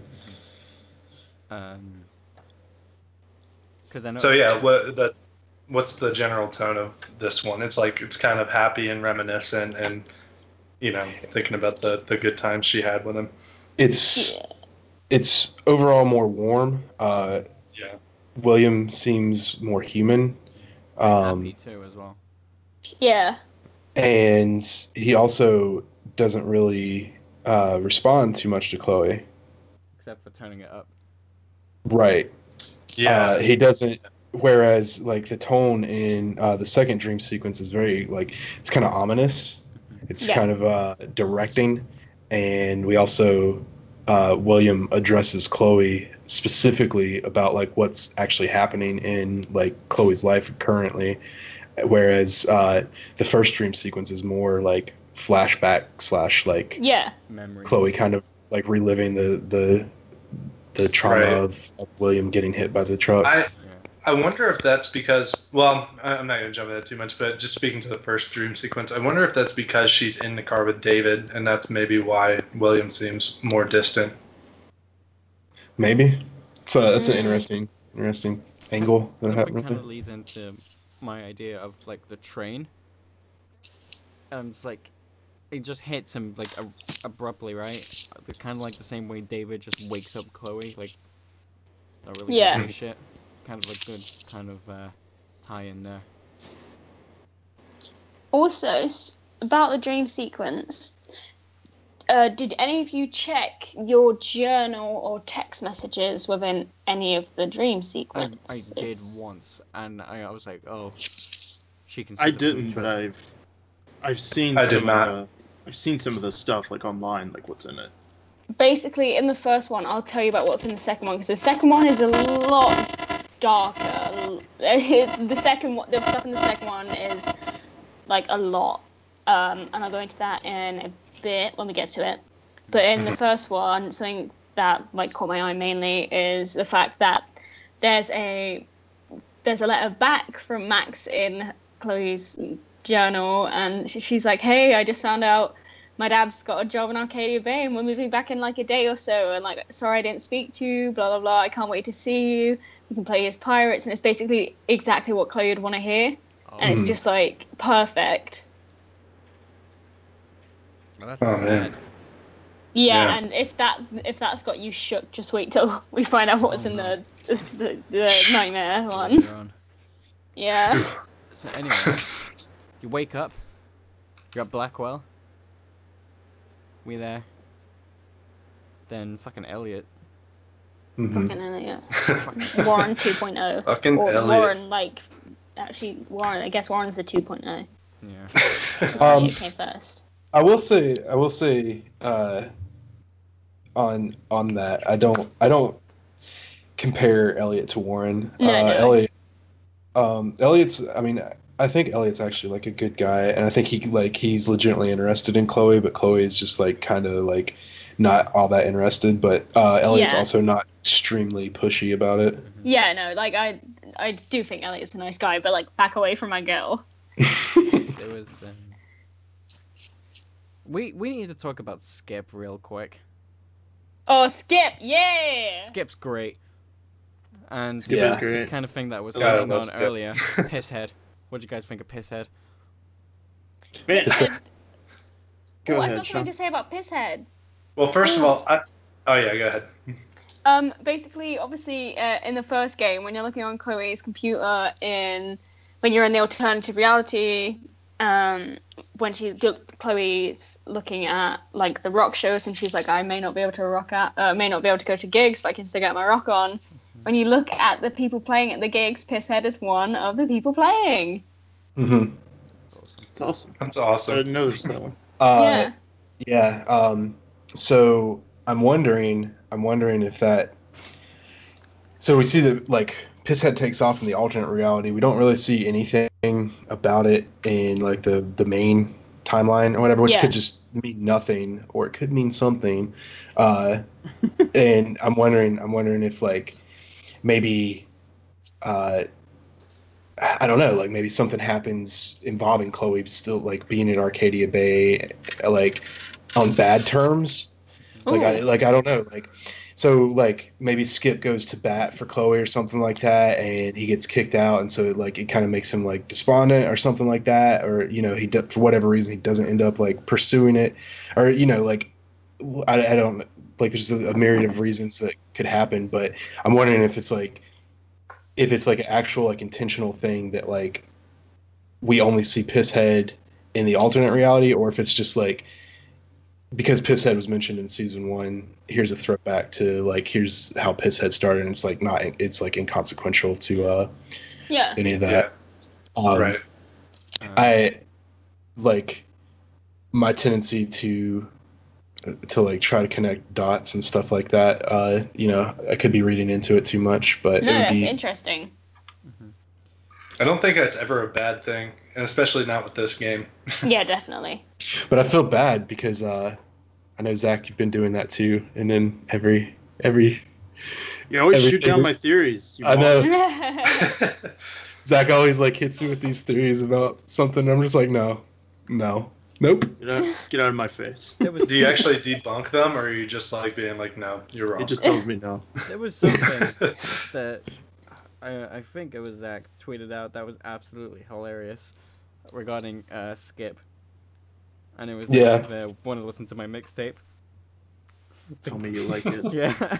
I just like the way that he like stares at her, and Chloe even looks so pissed off. Like, Yeah, she looks uncomfortable. yeah, it's really funny. I love. That. I love that part. I wasn't expecting. I thought like exactly like your tweet, Zach. It'd be like, hand me a demo tape or something. It wasn't Right. like, okay, well I've got it right here. Like, Please. let me stand and stare at you the whole time you're listening to my. He's like his like head animations are so funny. He's like cocking his head, and he's like staring at her like, "Do it. Tell me you enjoy my music, Chloe. Please, I need this." Yeah. So I want to know how long you guys listened to the song, and what did you say afterwards? I didn't even listen to 5 seconds because I wanted to listen. Wanted more time around other stuff in the story. I listened Okay. to it all. It doesn't take You it listened to the away. whole thing? Yeah, listen I to love it. it. I genuinely actually do think Pisshead are a very good band. I thought they were. Does it- I love the song. So does it end? Does like Skip turn it off himself if you hit the Yeah, end? it goes through Yeah. the whole song. Like, it's Oh, an okay. actual like feature-length like 3-minute song or so. Okay, well, And- I didn't get through the whole thing because that didn't happen. But I did. I must have gotten close. But I actually really enjoyed it. I thought it was awesome Yeah, I thought it was a good song. because it's like blues rock, which is like one of my favorite like genres, like Black Keys and Gary Clark Jr. and all that. Oh yeah. And so like listening to it, I was like, man, this is great. I'm like really enjoying it, which is really cool to find out that the people at Deck Nine worked on it. That it was another Yeah. track that they had made. That's like really awesome. Man, I feel bad. I listened to like 30, 40 seconds of it, and I stopped, and I told him, like, I chose the option that said, like, I wasn't that into it. I thought it was going to be, like, letting him down, like, a little easier, but he was just, like, she, like, straight up told him, she was like, it's not my thing. And he was so sad, and I felt like the worst person ever. Did you reload the checkpoint? No, I should have, because now I feel terrible. But he was just like, because he was trying so hard to take it like a champ. He was like, oh yeah, well, we're not like anything special yet, but we're getting there. I was like, oh man, I'm sorry. It's your fault they don't make it big and all that stuff. Yeah. That's right. There was, Skip went home and like burnt his guitar. so, Quit all his dreams. I'm sorry, Skip. so if you talk to Skip a little bit more, you learn about a character, a little bit more about Justin, which I didn't expect. Justin. And you learn about his cloud smoke, and then when you go to Justin, he has the best line about it. He's like, "Are you telling me I smell like weed?" Yeah. I don't know if I got that dialogue. I don't remember that. And then I feel like Yeah. I would have. Justin. it's actually kind was of awesome. important to one of the decisions because I'm not sure if you go into the stage, right? Because Right. everyone bought the weed, and did you smoke it? No, I never had an option to. Oh, If you go to beside the building before you go on stage, Yeah. there's like an area where it has all these like Graffiti. you can smoke it there, Yeah. and Yeah. if you go on a stage, Principal Wells will smell the smoke next to you. yeah. Yeah. But if you go to Oh, Justin okay. and talk about the smoke, he actually sprays himself with like this antiperspirant spray, and he sprays with you with it, so basically you don't smell the weed anymore. Oh, Whoa, okay. I had no idea. Yeah, because I definitely smoked, and he smelled it on me. But, Yeah, he smelled Wow. at me too. I had no idea. I ended episode 1 with my weed. I still have it, so maybe I can do something with it in episode 2. It's like it's like the Half-Life 2 achievement. You carry the gnome. To carry the gnome to the end. You carry the weed. to Carry carry the weed through me through the carry the whole weed. the whole game. Alright, there's something that I kind of want to talk about now since we're at Blackwell, and it's Steph and Mikey. I really want to talk about that. Just jump right Yes! Oh yeah. Oh man. My fucking girl Steph, I love her so much. When I saw that journal entry and just how Chloe was admiring Steph for loving women, I was like, oh wow. I was like, I love that Chloe has an icon. And I just love Steph. When I saw her and I saw the whole like rainbow disc and was like, has kissed girls, and was like, the thing about Steph is that she likes girls and doesn't give a shit what anyone thinks about it. And Chloe's like, I can't tell if she's the coolest or the nerdiest. I'm just like, you have an icon in your life, and I love that. And it just makes me so happy. I love Steph. She's so cool. Also, I like Steph too. she really looks like me, and I don't like it. Like, even down to the whole like, now. I'm going Yeah. to, and she, like even down to the eyebrows being slightly too dark for her hair color. I was just like, wow, this is me. I am Steph. I've definitely had friends like Steph before, so it was very endearing. Mm. So Yeah, I like Steph. She's definitely one of my favorite like new additions. Yeah. If not my like number 1 favorite. I like Mikey too. He's Yeah, fun. yeah. I feel like there's gonna be some significance with Mikey later because they kind of like Yeah. foreshadowed Yeah. that like he's maybe not everything's all right with him, and like Yeah. like if you play the game, Steph texts you later, I think, and she's like, "Hey, thanks for playing with us. Mikey really appreciated it. He's been going through something rough." And so I feel Yeah. like there is going to be something later with Mikey that we're going to see some more insight with him. Yeah. Definitely. Well, we already know he has a brother, and I Right. guess we're going to get to that. But His brother's a bit of a bonehead. Yeah. yeah, There was So there are a few. I don't know. Like during the game, I don't know.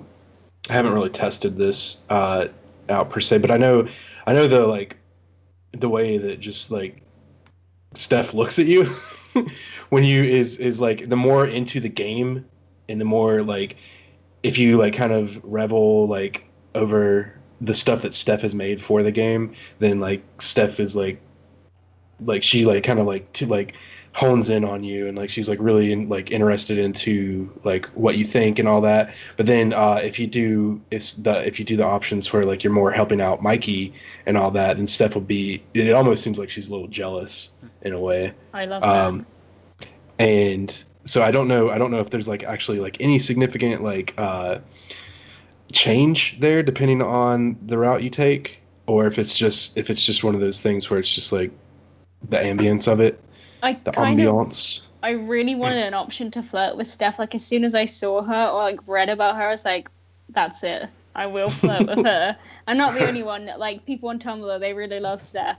They wanted to see a little bit of flirting between Steph and Chloe, and I do want to see that. Or like at least I kind of want to see Chloe kind of confide in Steph, like because Chloe's in a situation where she's like kind of realizing that she's like interested in Rachel or interested in women, or like the whole Pris thing in the diary, when like she obviously looks up to Steph for being so open about who she is. And I kind of want to see Chloe just like talk to her about that, because as someone like as a young gay woman, like there was a point in my life, and I was like, when I was kind of figuring out like who I was, I went to my gay friend and I was like, I think I'm gay. And like I was like, what do I do? And she was like, well, chill out. And so I kind of want to see that. It would be nice to see. so yeah. little fun fact. So when we were doing the anniversary stream with Alejandro, he did mention in Before the Storm that the fans would like one character, and that character he was referring to was Steph. I talked to him a few days after Before the Storm came out, and just had to confirm with him like who that character was. I was like, yeah, it's a good. Yeah, people she's- really love Steph. Yeah, she's great. Great addition. So, I'm guessing the tabletop game is pretty self-explanatory. I don't really Yeah. want to go into too much detail on it yet, because we're not even halfway through the episode yet. Yeah. We're like We might- 2 hours in. We could do it We separate. might have to do this in installments, Yeah. Part 2. which isn't like something that we hadn't discussed before, but like time's sake, we are running like it is. So we might have to maybe I don't know. I mean, we can still go a little bit longer, but maybe next weekend we can do more if you guys are available. Yeah, I would like especially- that. Yeah, I would. Because too. I think feel we're like there's just a lot really to into say. it. Yeah. Yeah, I realized a little bit earlier that there's so much to talk about and just all that like thinking that we could do this in a single. Yeah, and it's a long episode. It's a really long episode for me personally. Yeah. Anyway, I thought it was quite long. So I feel like we should Yeah, actually. it was. So if we end- Well, I at least want to finish up Blackwell. Well, go ahead. Okay, yeah, so yeah, we'll finish up Blackwell, and then we'll give our overall thoughts of the episode, right? Hmm. So basically, like, we can just share it and, like, tell everyone what we thought about the episode as a whole, and then we'll go into housekeeping. Okay, That sound Cool. good? and then we'll pick up within the next week or two Yeah. with Yeah. part Excellent. Okay, so, tabletop game, you guys don't mind if we just glide over that, because, because of time stuff? We'll just Yeah. just leave it at Calamastia. That's all you need to know. Yeah. So, quick question to everybody. Did you talk to Victoria? Yes. I No. did. Did you I say? love her hair. I was like, she was like, oh, Carrie Price is like, I really want to do something to her because she's being so annoying to Chloe. Wait, where was she? So, she was sitting By on the- By the fountain. fountain. What? yeah. I had no idea.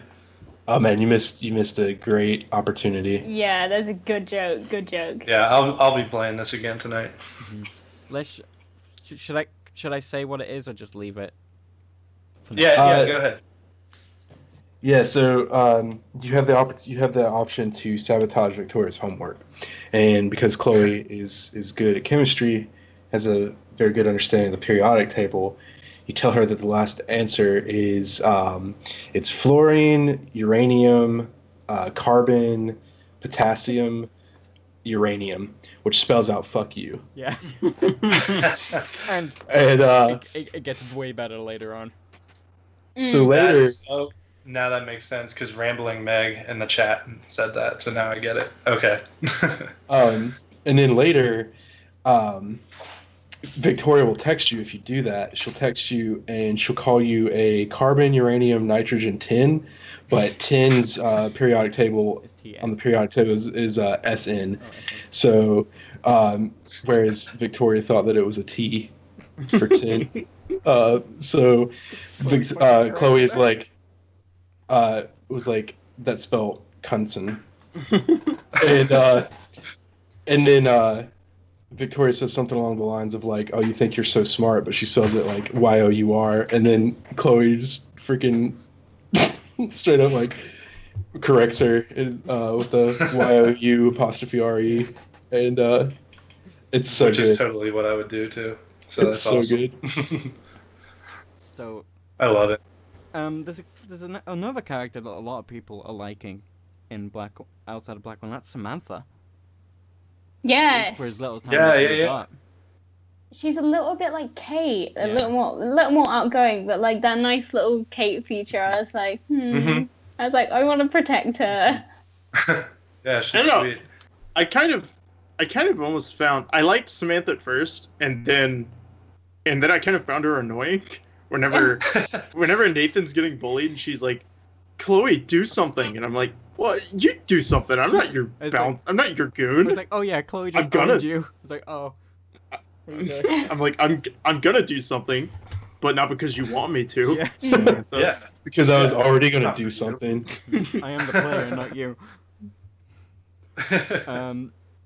There's something that I really want to Tell me mention, how to live my life. which I kind of asked about earlier, and it's a conversation that you have with Evan, Mhm. where Oh yeah, and Yeah. did you guys sign a petition about the forest fire stuff? I signed it. Yeah. Yes. Yeah. There was a way that you can sign it, which I said earlier, it made me laugh my ass off, and it was like smoke the weed bear. Oh yeah, yeah. Yeah, yeah. Oh, that's yeah. what I did. It's like, and then only you can fucking start ganja fires. So it was like, yep, Chloe, thank you. I actually beautiful. did that sincerely. I I actually did did it too. sincerely too. Oh, you put Oh. your name on there? yeah. Yeah. But Huh. the smoke weed to bear option was freaking hilarious. So yeah, I would Oh hey, it's Chris Floyd. Yeah, Chris Hey, is listening. Chris. Hey, Hey, Chris. Chris. Sorry, not to break the fourth wall there. But yeah, I don't know. I think I would have signed sincerely if Evan wasn't such a tool. Like I just can't deal with him. He's just too much. He's the he's the I don't know. environmental He is activist. like the paragon of a hipster. Yeah, I don't for know. sure. Like if it was Steph, I mean, he is a hipster, but Like- He has he has one hell of a glow up though, from before the Stomper season 1. oh, true. Like getting It's- Speaking of fat. I think that it's a pretty interesting foreshadowing to that whole segment. The fact that like it's like if you talk to Evan The forest fires and all that. about the forest fire, about like the importance of the fire, it's very good foreshadowing of what happens. yeah, Happens next. yeah. So You never know what. is gonna come through that door. And, so yeah, so let's talk about pretty much the last kind of big thing about Blackwell before we start wrapping things up for this part, and it's Nathan. Yes. Nathan. So there was actually something I really wanted to dig into here, and I'm gonna try not to geek out too much, but Okay. guys, I went to art school and I took a class on color theory, and I always found it like super interesting. And one of the big things I noticed, even from the initial trailer, was Nathan's outfit. And so if you remember in season 1, he's got the Yeah. red jacket, and this time he's wearing like kind of this cool blue like preppy sweater. Yeah. At first, I just like, I didn't know what I thought about it. I was just like, I know it's him, but he looks different, and something about it like didn't sit right with me, and it didn't feel like him. But I did like, I pulled up some like just general stuff about color, and I found it really interesting that red is often associated with really high energy, high passion, sometimes death or danger, but anything that's really intense. Which I think is awesome because in season 1, Nathan it's all like sort of Super centered intense. around his internal turmoil and like everything that he's going through. Whereas now we're going back and looking at his past, and he's still, an asshole, but he's, the blue sweater, I looked up a little bit, and blue, a lot of times blue like kind of symbolizes peace and tranquility and things that are like pleasant, but it can also symbolize depression and coldness. So I feel like he's like new to Blackwell. He doesn't really know like what's going on yet, and he's scared, and like you can tell when he's getting pushed around that he's very just like, he's kind of like curling up in a ball in a way. But by the time we get to season 1, he feels like he owns the place. Like he's like, you don't know who the frick I am, or like who you're dealing with. Like Yeah. you don't want to mess with me. Yeah, So I don't And- know. I just found that really interesting. it's he is really like he is like really out of place, yeah. And like there's also like he's like very timid and all that, and what's his face? The guy that's bullying him. I can't remember his name. Drew. Yeah. Even, he even mentions like spots on the team are earned, not bought, and when we know that the Prescotts do buy out Blackwell Academy, that like I'm sure that gives him like now this is mine, like this is my place. Yeah, it's like the only like Nathan has no reputation whatsoever. He's only really known in Before the Storm as the rich kid.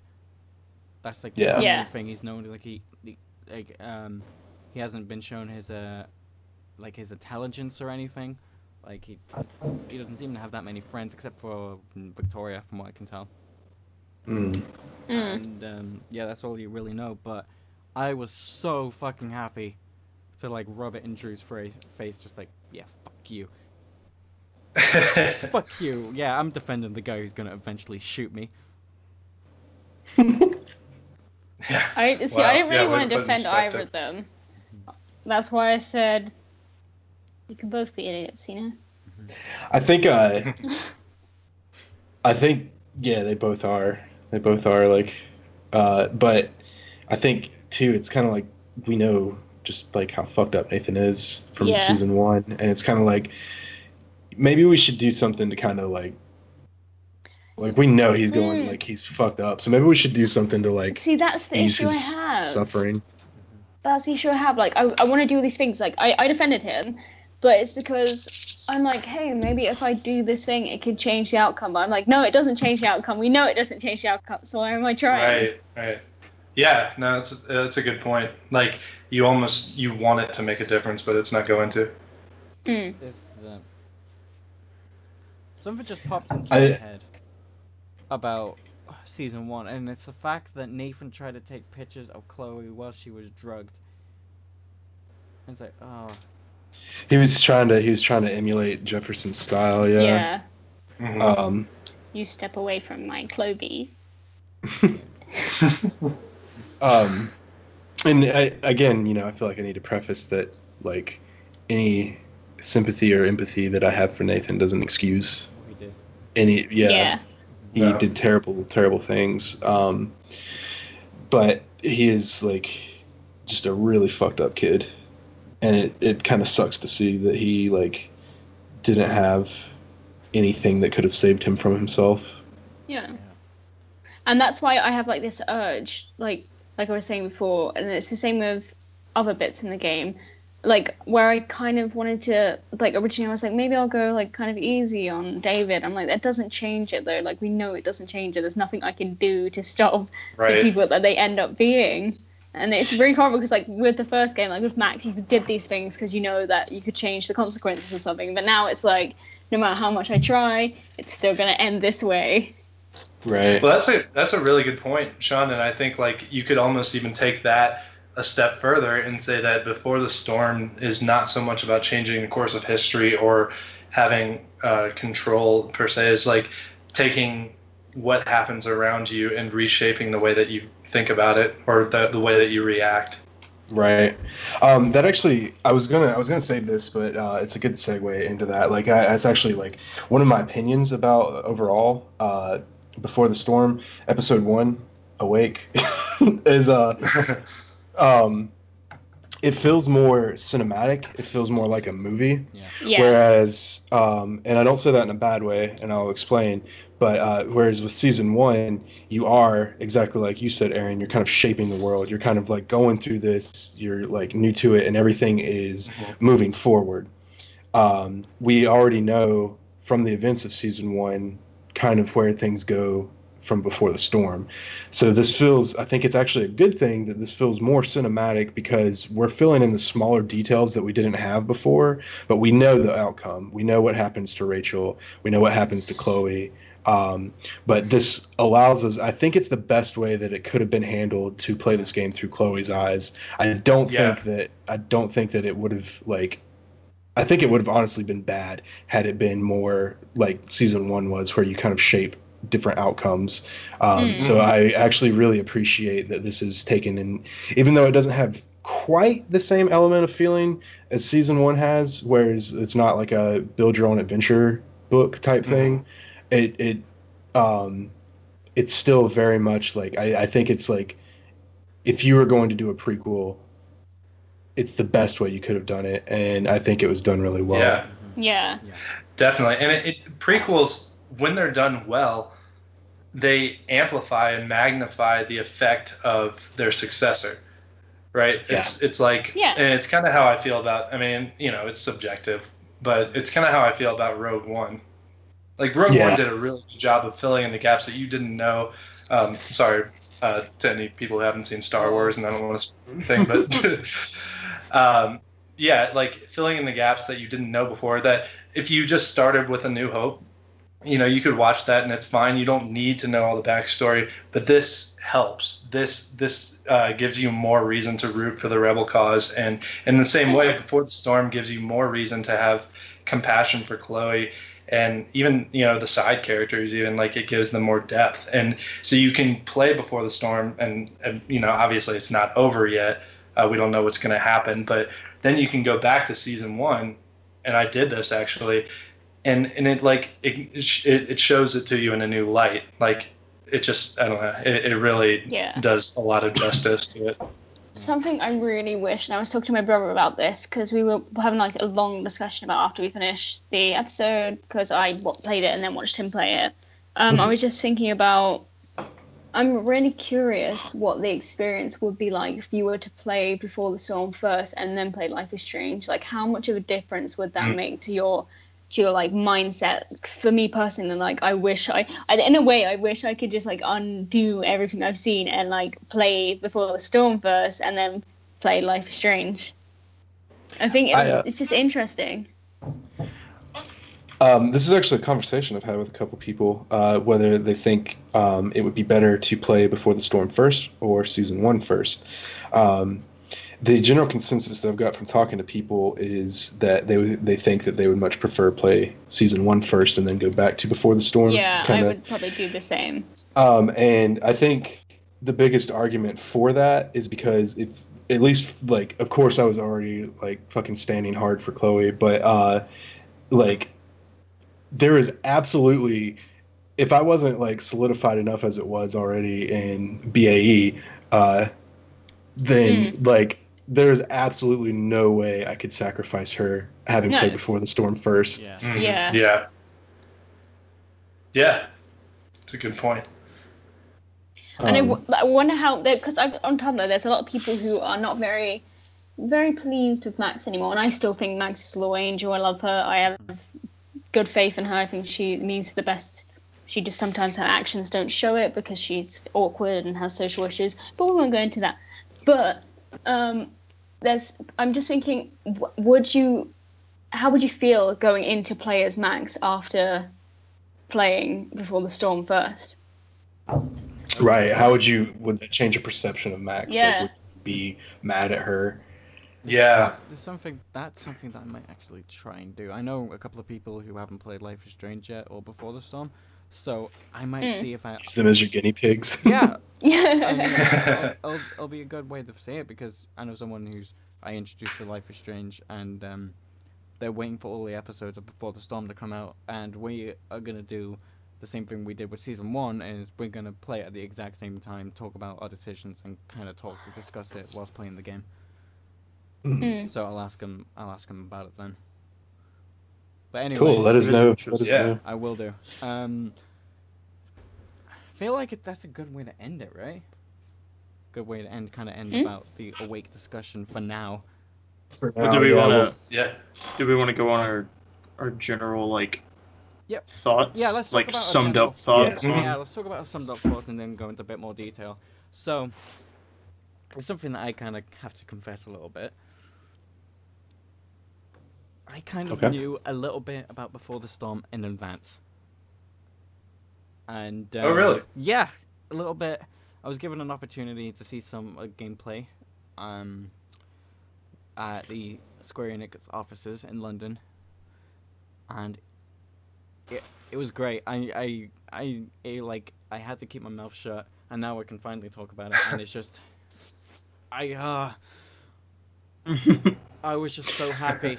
I was just so happy. Like, and I really love Before the Storm. And if there's like one thing that I really love about it, is the vocal performances from the new cast. And Yes, that was like something that like really struck me, especially with the scene in the junkyard between Chloe and Rachel. God. It's like, oh god, you're fucking killing me. I love it.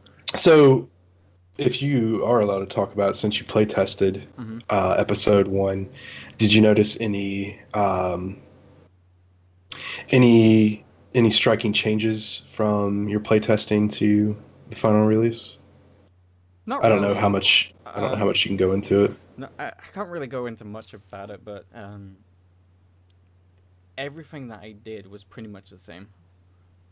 Pretty much the same, but I did choose a different path though, but that's all I can really say in the beginning. But you know, yeah.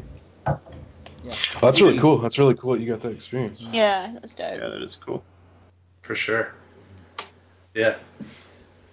Yeah, the cast. Oh, I think it's a very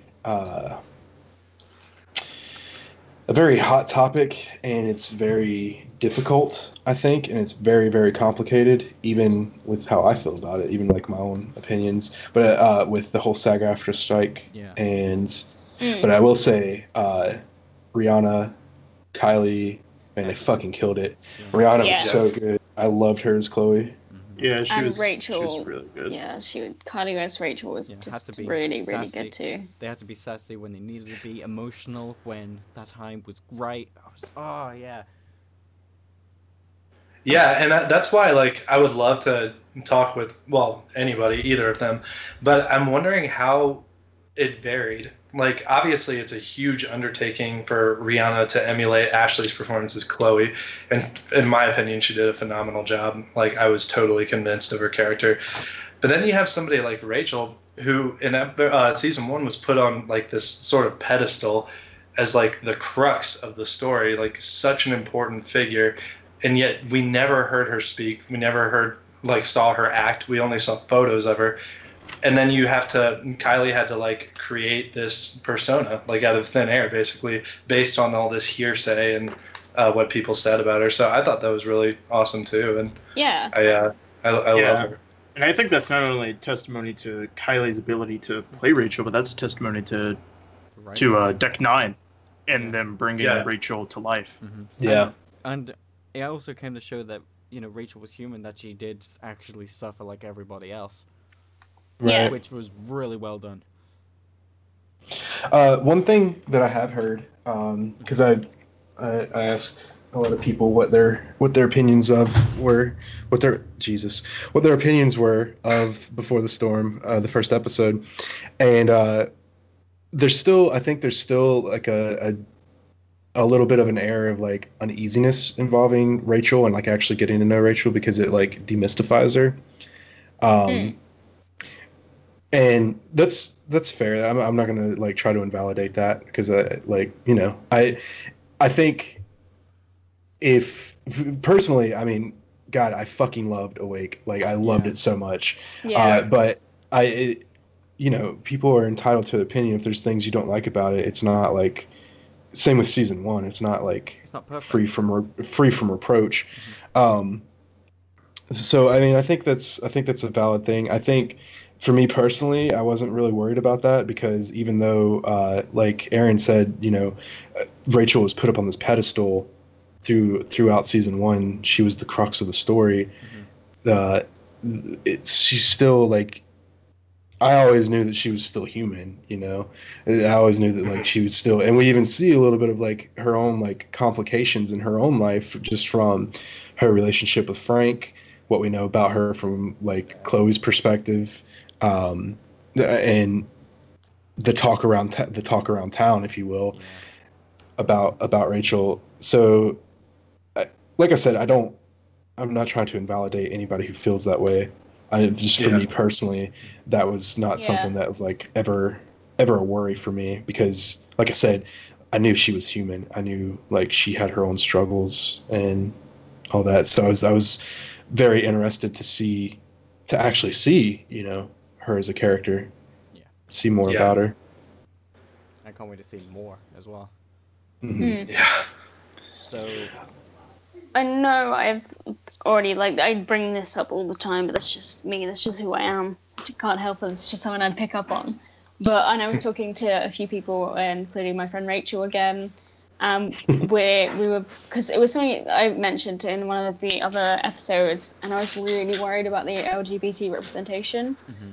But I seriously, I just can't. I was so pleased with it after I finished it. I was just really happy because it was really validating, the whole of it, and it was obviously that I know they have one or two. I might be wrong. They have one or two queer writers on it, and it's really showing. Like, it's very realistic to how it feels to be a young queer girl and coming out and realizing that's who you are. And it like I said, it is really validating. And I've seen a lot of people agree that it just felt nice to see that really like pure and nicely written representation. Yeah, that was something I was really happy to see, and as well as like the writing as a whole was really nice, including the jokes. I mentioned it before. I thought everyone was really, really funny, and I thought Chloe, it just matched the tone of the game perfectly, the original game perfectly, and I loved the episode as well. It made me really happy. Yeah. Does anyone else have any additional thoughts? Well, just in terms of how I felt about the episode as a whole, I think at first I always liked it, but I think at first I definitely didn't like it as much as I do now. But after I've had a chance to like think about it, I think it was just me. What it really came down to was I missed Max. Yeah. And she wasn't there anymore, and so it was weird to like not play as her, and so it was just like, I don't know, it was different, and so it didn't feel exactly the same, and so for whatever reason in my mind that made me like it a little less. But now, after I've sat on it, probably it didn't take me long, it was probably the day after I played it, I've come to realize I do love it. I like it as much as I do for many of the episodes in season 1, and it captures all of the right elements. It has like the right tone and feel. It feels like Life is Strange. And Chloe's perfect. I feel like she is slightly edgier because she's younger, as we've gone through, but it's like perfect. It's exactly how you would have imagined Chloe would have been while Max was with her. And I think all the new voice actors and voice actresses have done great. There's a few voices that I'm just like a little. It's kind of hard for me to get used to the changes, but besides that, I don't know. I think overall, I love the episode. I like it as much as anything as I do from season 1. But it took me a minute to warm up to it. Okay. I think that is my full. I think that's how I feel summed up pretty quickly. Yeah. All right. Yep. Love it. Want more of it. Can't wait. Again, want to go back.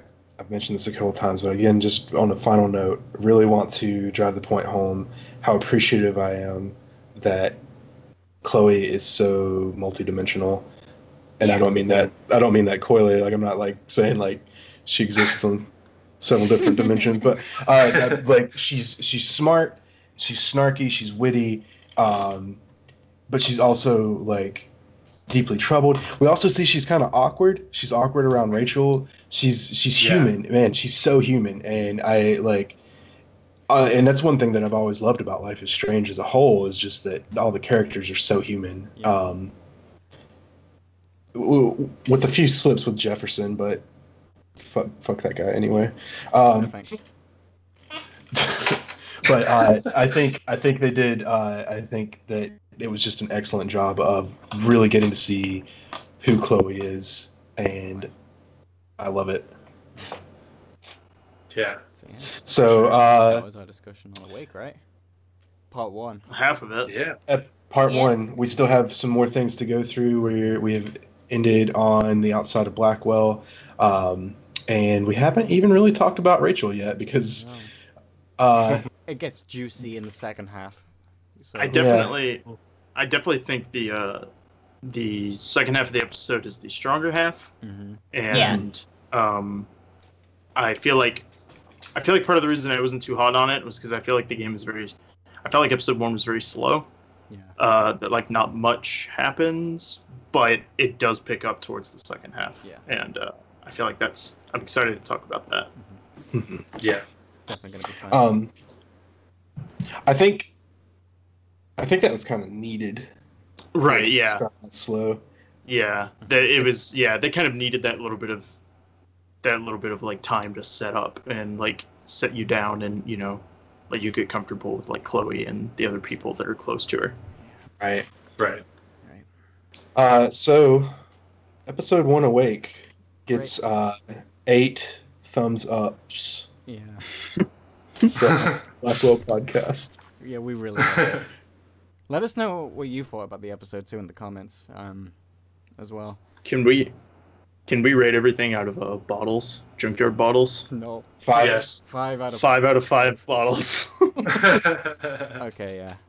All Yeah, right. because those can be like filled, and you can have like 4.5 bottles, and sometimes like it's good. Totally just fucking put the fucking picking up the bottle and chugging the beer and carrying the bottle around is absolutely a fucking nod to Yeah.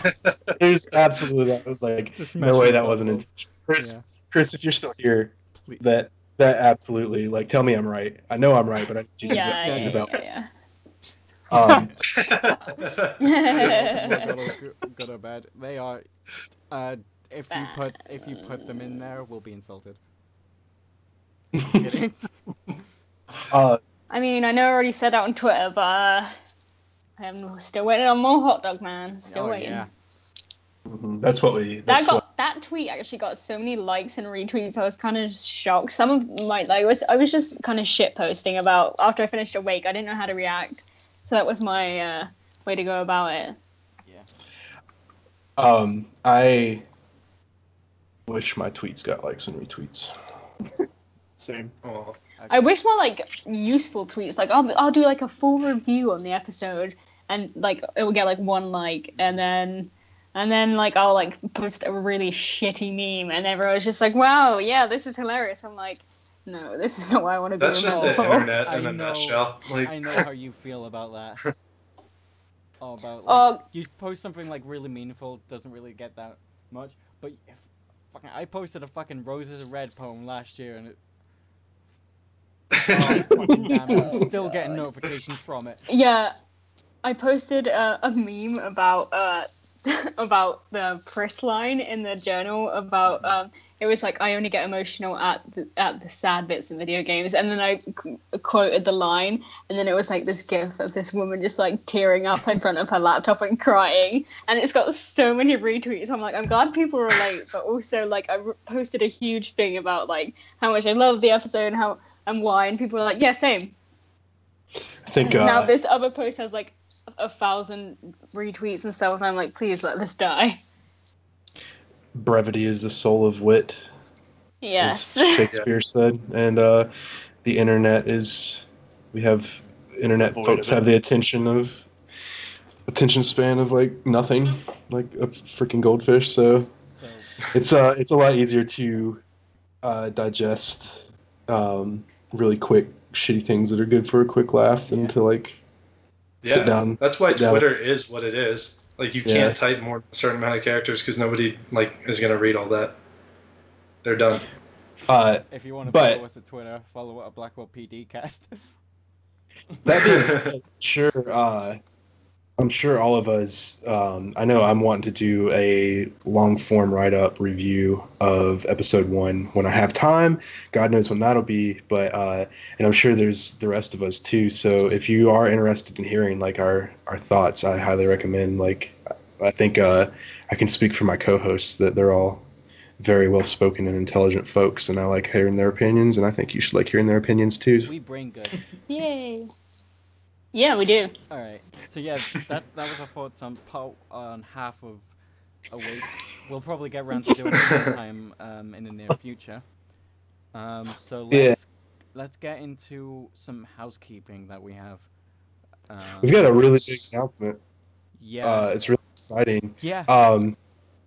Ready for this. We are now a sponsored podcast. Yeah.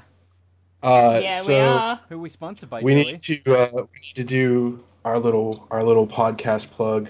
Have you guys ever been so hungry that you just could not even function?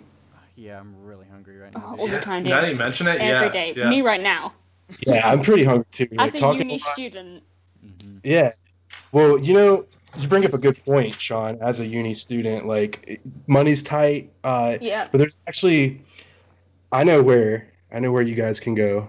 We should all go. Great food, lots of it, not very expensive. Two Wells Diner. Yes. They have some of the best burgers in town. It's ranted and raved, and I'm a vegetarian, so I can't personally speak for their burgers, but the reviews speak for themselves. 5 stars. You know, Joey, their Belgian waffle is to die for. Oh yeah. Absolutely. Yeah, and I heard the waitress is a lovely woman. Very The sweet. waitress of That's the- just- Yeah, the music in there is great as well. They got a nice jukebox there.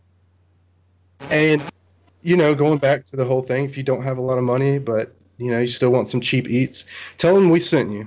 Tell them Blackwell Podcast sent you. And for a limited time, up until October 11th, you'll get 10% off any single item. So that's again Blackwell Podcast. Just tell them we sent you. Yeah. 10% off any single item, whether it be Offer valid at participating locations. Beans. anything. Tell Joyce we said hi. Yeah, just tell them we said hello. So Two Wells Diner. Mm-hmm. Check them out. Thanks for sponsoring us. So we should. Let's check it out. Okay, now let's go into the actual housekeeping of the podcast. Thank you for sponsoring us. So, we are still in the works of doing our LGBTQ episode. We're still in the process of that because we've been busy with Before the Storm, all that stuff. So the deadline's extended. It's indefinite on when we really are gonna have submissions in. Really. It's pretty much, like, We'll say. Go ahead. we're looking in the next couple of weeks to record, I guess, right? Right. And I will say, so end of September, beginning of October is probably when we'll actually have the episode. Mm-hmm. Definitely. So we should should we move on to the next little cheeky announcement that we have? Well, just real quick, just want to say, so if you have, because it's been a while since we mentioned it and brought it up. So what we're looking to do is talk about representation in Life is Strange and how it helped you, if it did. And I know it helped me, personally, as a bi guy ready to die, that it kind of helped me come to terms with it, and that I guess feel more open about it and feel like it wasn't it's not a bad thing to be that way. Yeah. And so we're looking for, if it's helped you in some way, you can submit to us anonymously. We have a form on Life is Strange fans that you can do it. Links are in the You can description through Sean's Tumblr. So there's a few different ways. If you don't mind having your name to it, you can email us. You can still use the form, however you want to do. But get that in within the next week or so, because we are looking end of September, beginning of October doing that. For sure. All right, so you ready for announcement number 1? Hmm. Okay, Yes. so everybody, we have our first guest. On Yeah. the 14th of October, we are interviewing none other than Kylie Brown, the voice of Rachel Amber herself. Mhm. Yeah. This is really Yes. exciting for us. Yeah, exciting. We were kind of This is our, throughout the episode, but oh boy. Yeah, we've this is our first interview with anyone from Before the Storm. Definitely. So that's very, very cool. And I will say, as far as some other folks go, keep your eye out. Yeah. I mean, you never know. But this is 14th of October. So What did we say? The 7th of October. 7th of October is the deadline for questions. Yeah. Right.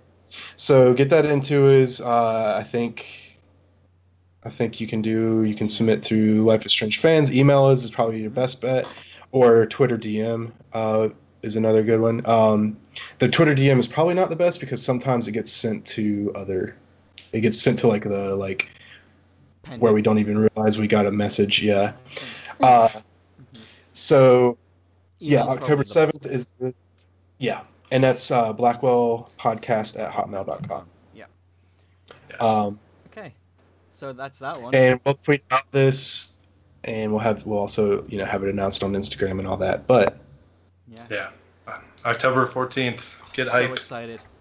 So excited. and if you want to learn more, this will segue into our next little plug. Oh, If you want to learn more about interviews that we have scheduled, wait. but you want to do it a little bit, what? That's the last announcement, Joey.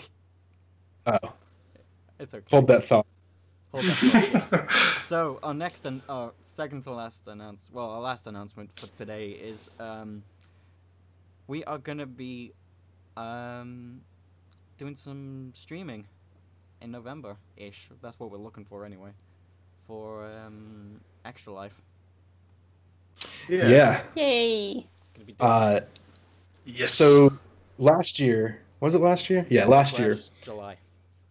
Last July, we raised $3,292 Pretty good. for Duke Children's Hospital.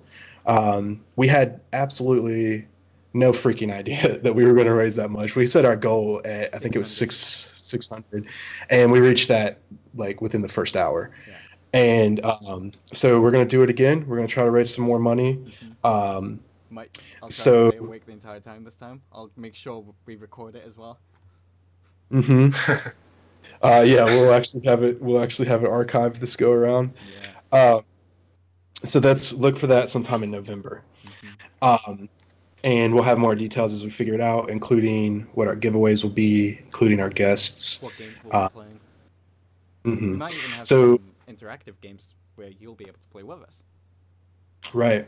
So we'll probably do playthrough of Life is Strange, playthrough of what is available for Before the Storm, and then do maybe some like fun little like mini game type things. Maybe I was thinking of, I'm just throwing this out as an idea right now, but I feel like if we got a room full of people and played the Jackbox party pack, that would be quite fun. Oh my gosh, yes. Yeah, that could be a good time.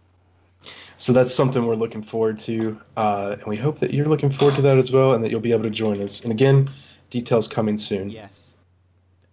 I'm excited for that one. Okay, now, as I'd started before, Yeah, sorry, if you want to, well, no, that was my fault. I forgot the order. If you want more information about our announcements, in particular our interviews and our scheduled guests and stuff like that, but you don't like waiting, for the low price of $1 a month, become a patron to our Patreon, and you'll have special access to our patron room on our Discord, as well as the updates on the Patreon page. So you'll know 3 to 4, maybe even up to a week in advance, depending on the announcement and all that, who our guests will be and all that. So, if you like what we do, it certainly helps us out with costs with our SoundCloud subscriptions and our Adobe subscriptions. And, Yeah. And one thing that we are aiming for is to basically break even. So any money we make after that, we donate to charity, which we're still hoping to get some money to the Trevor Project. Mhm. We're really hoping to get that stuff.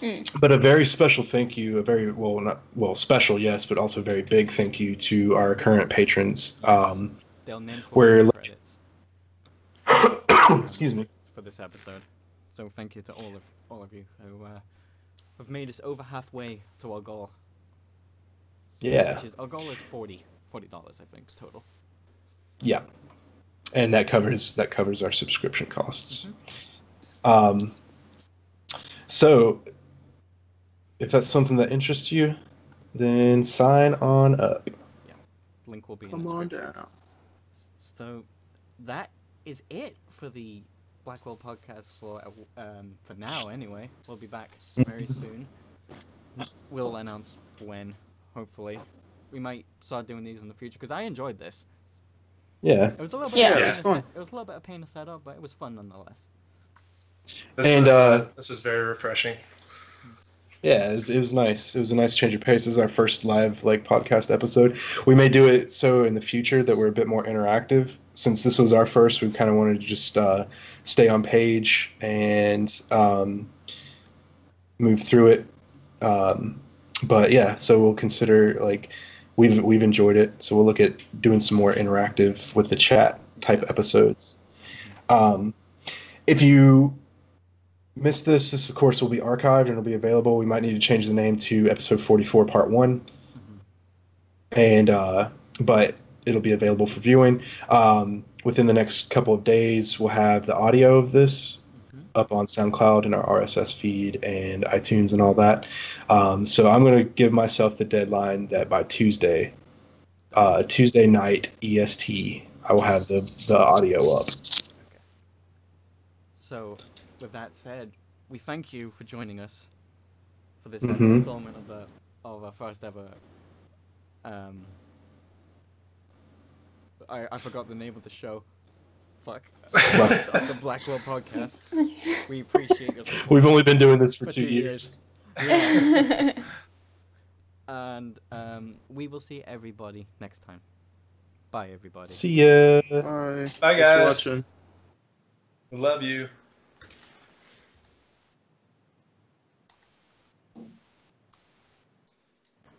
Are we off the air? Are we still live?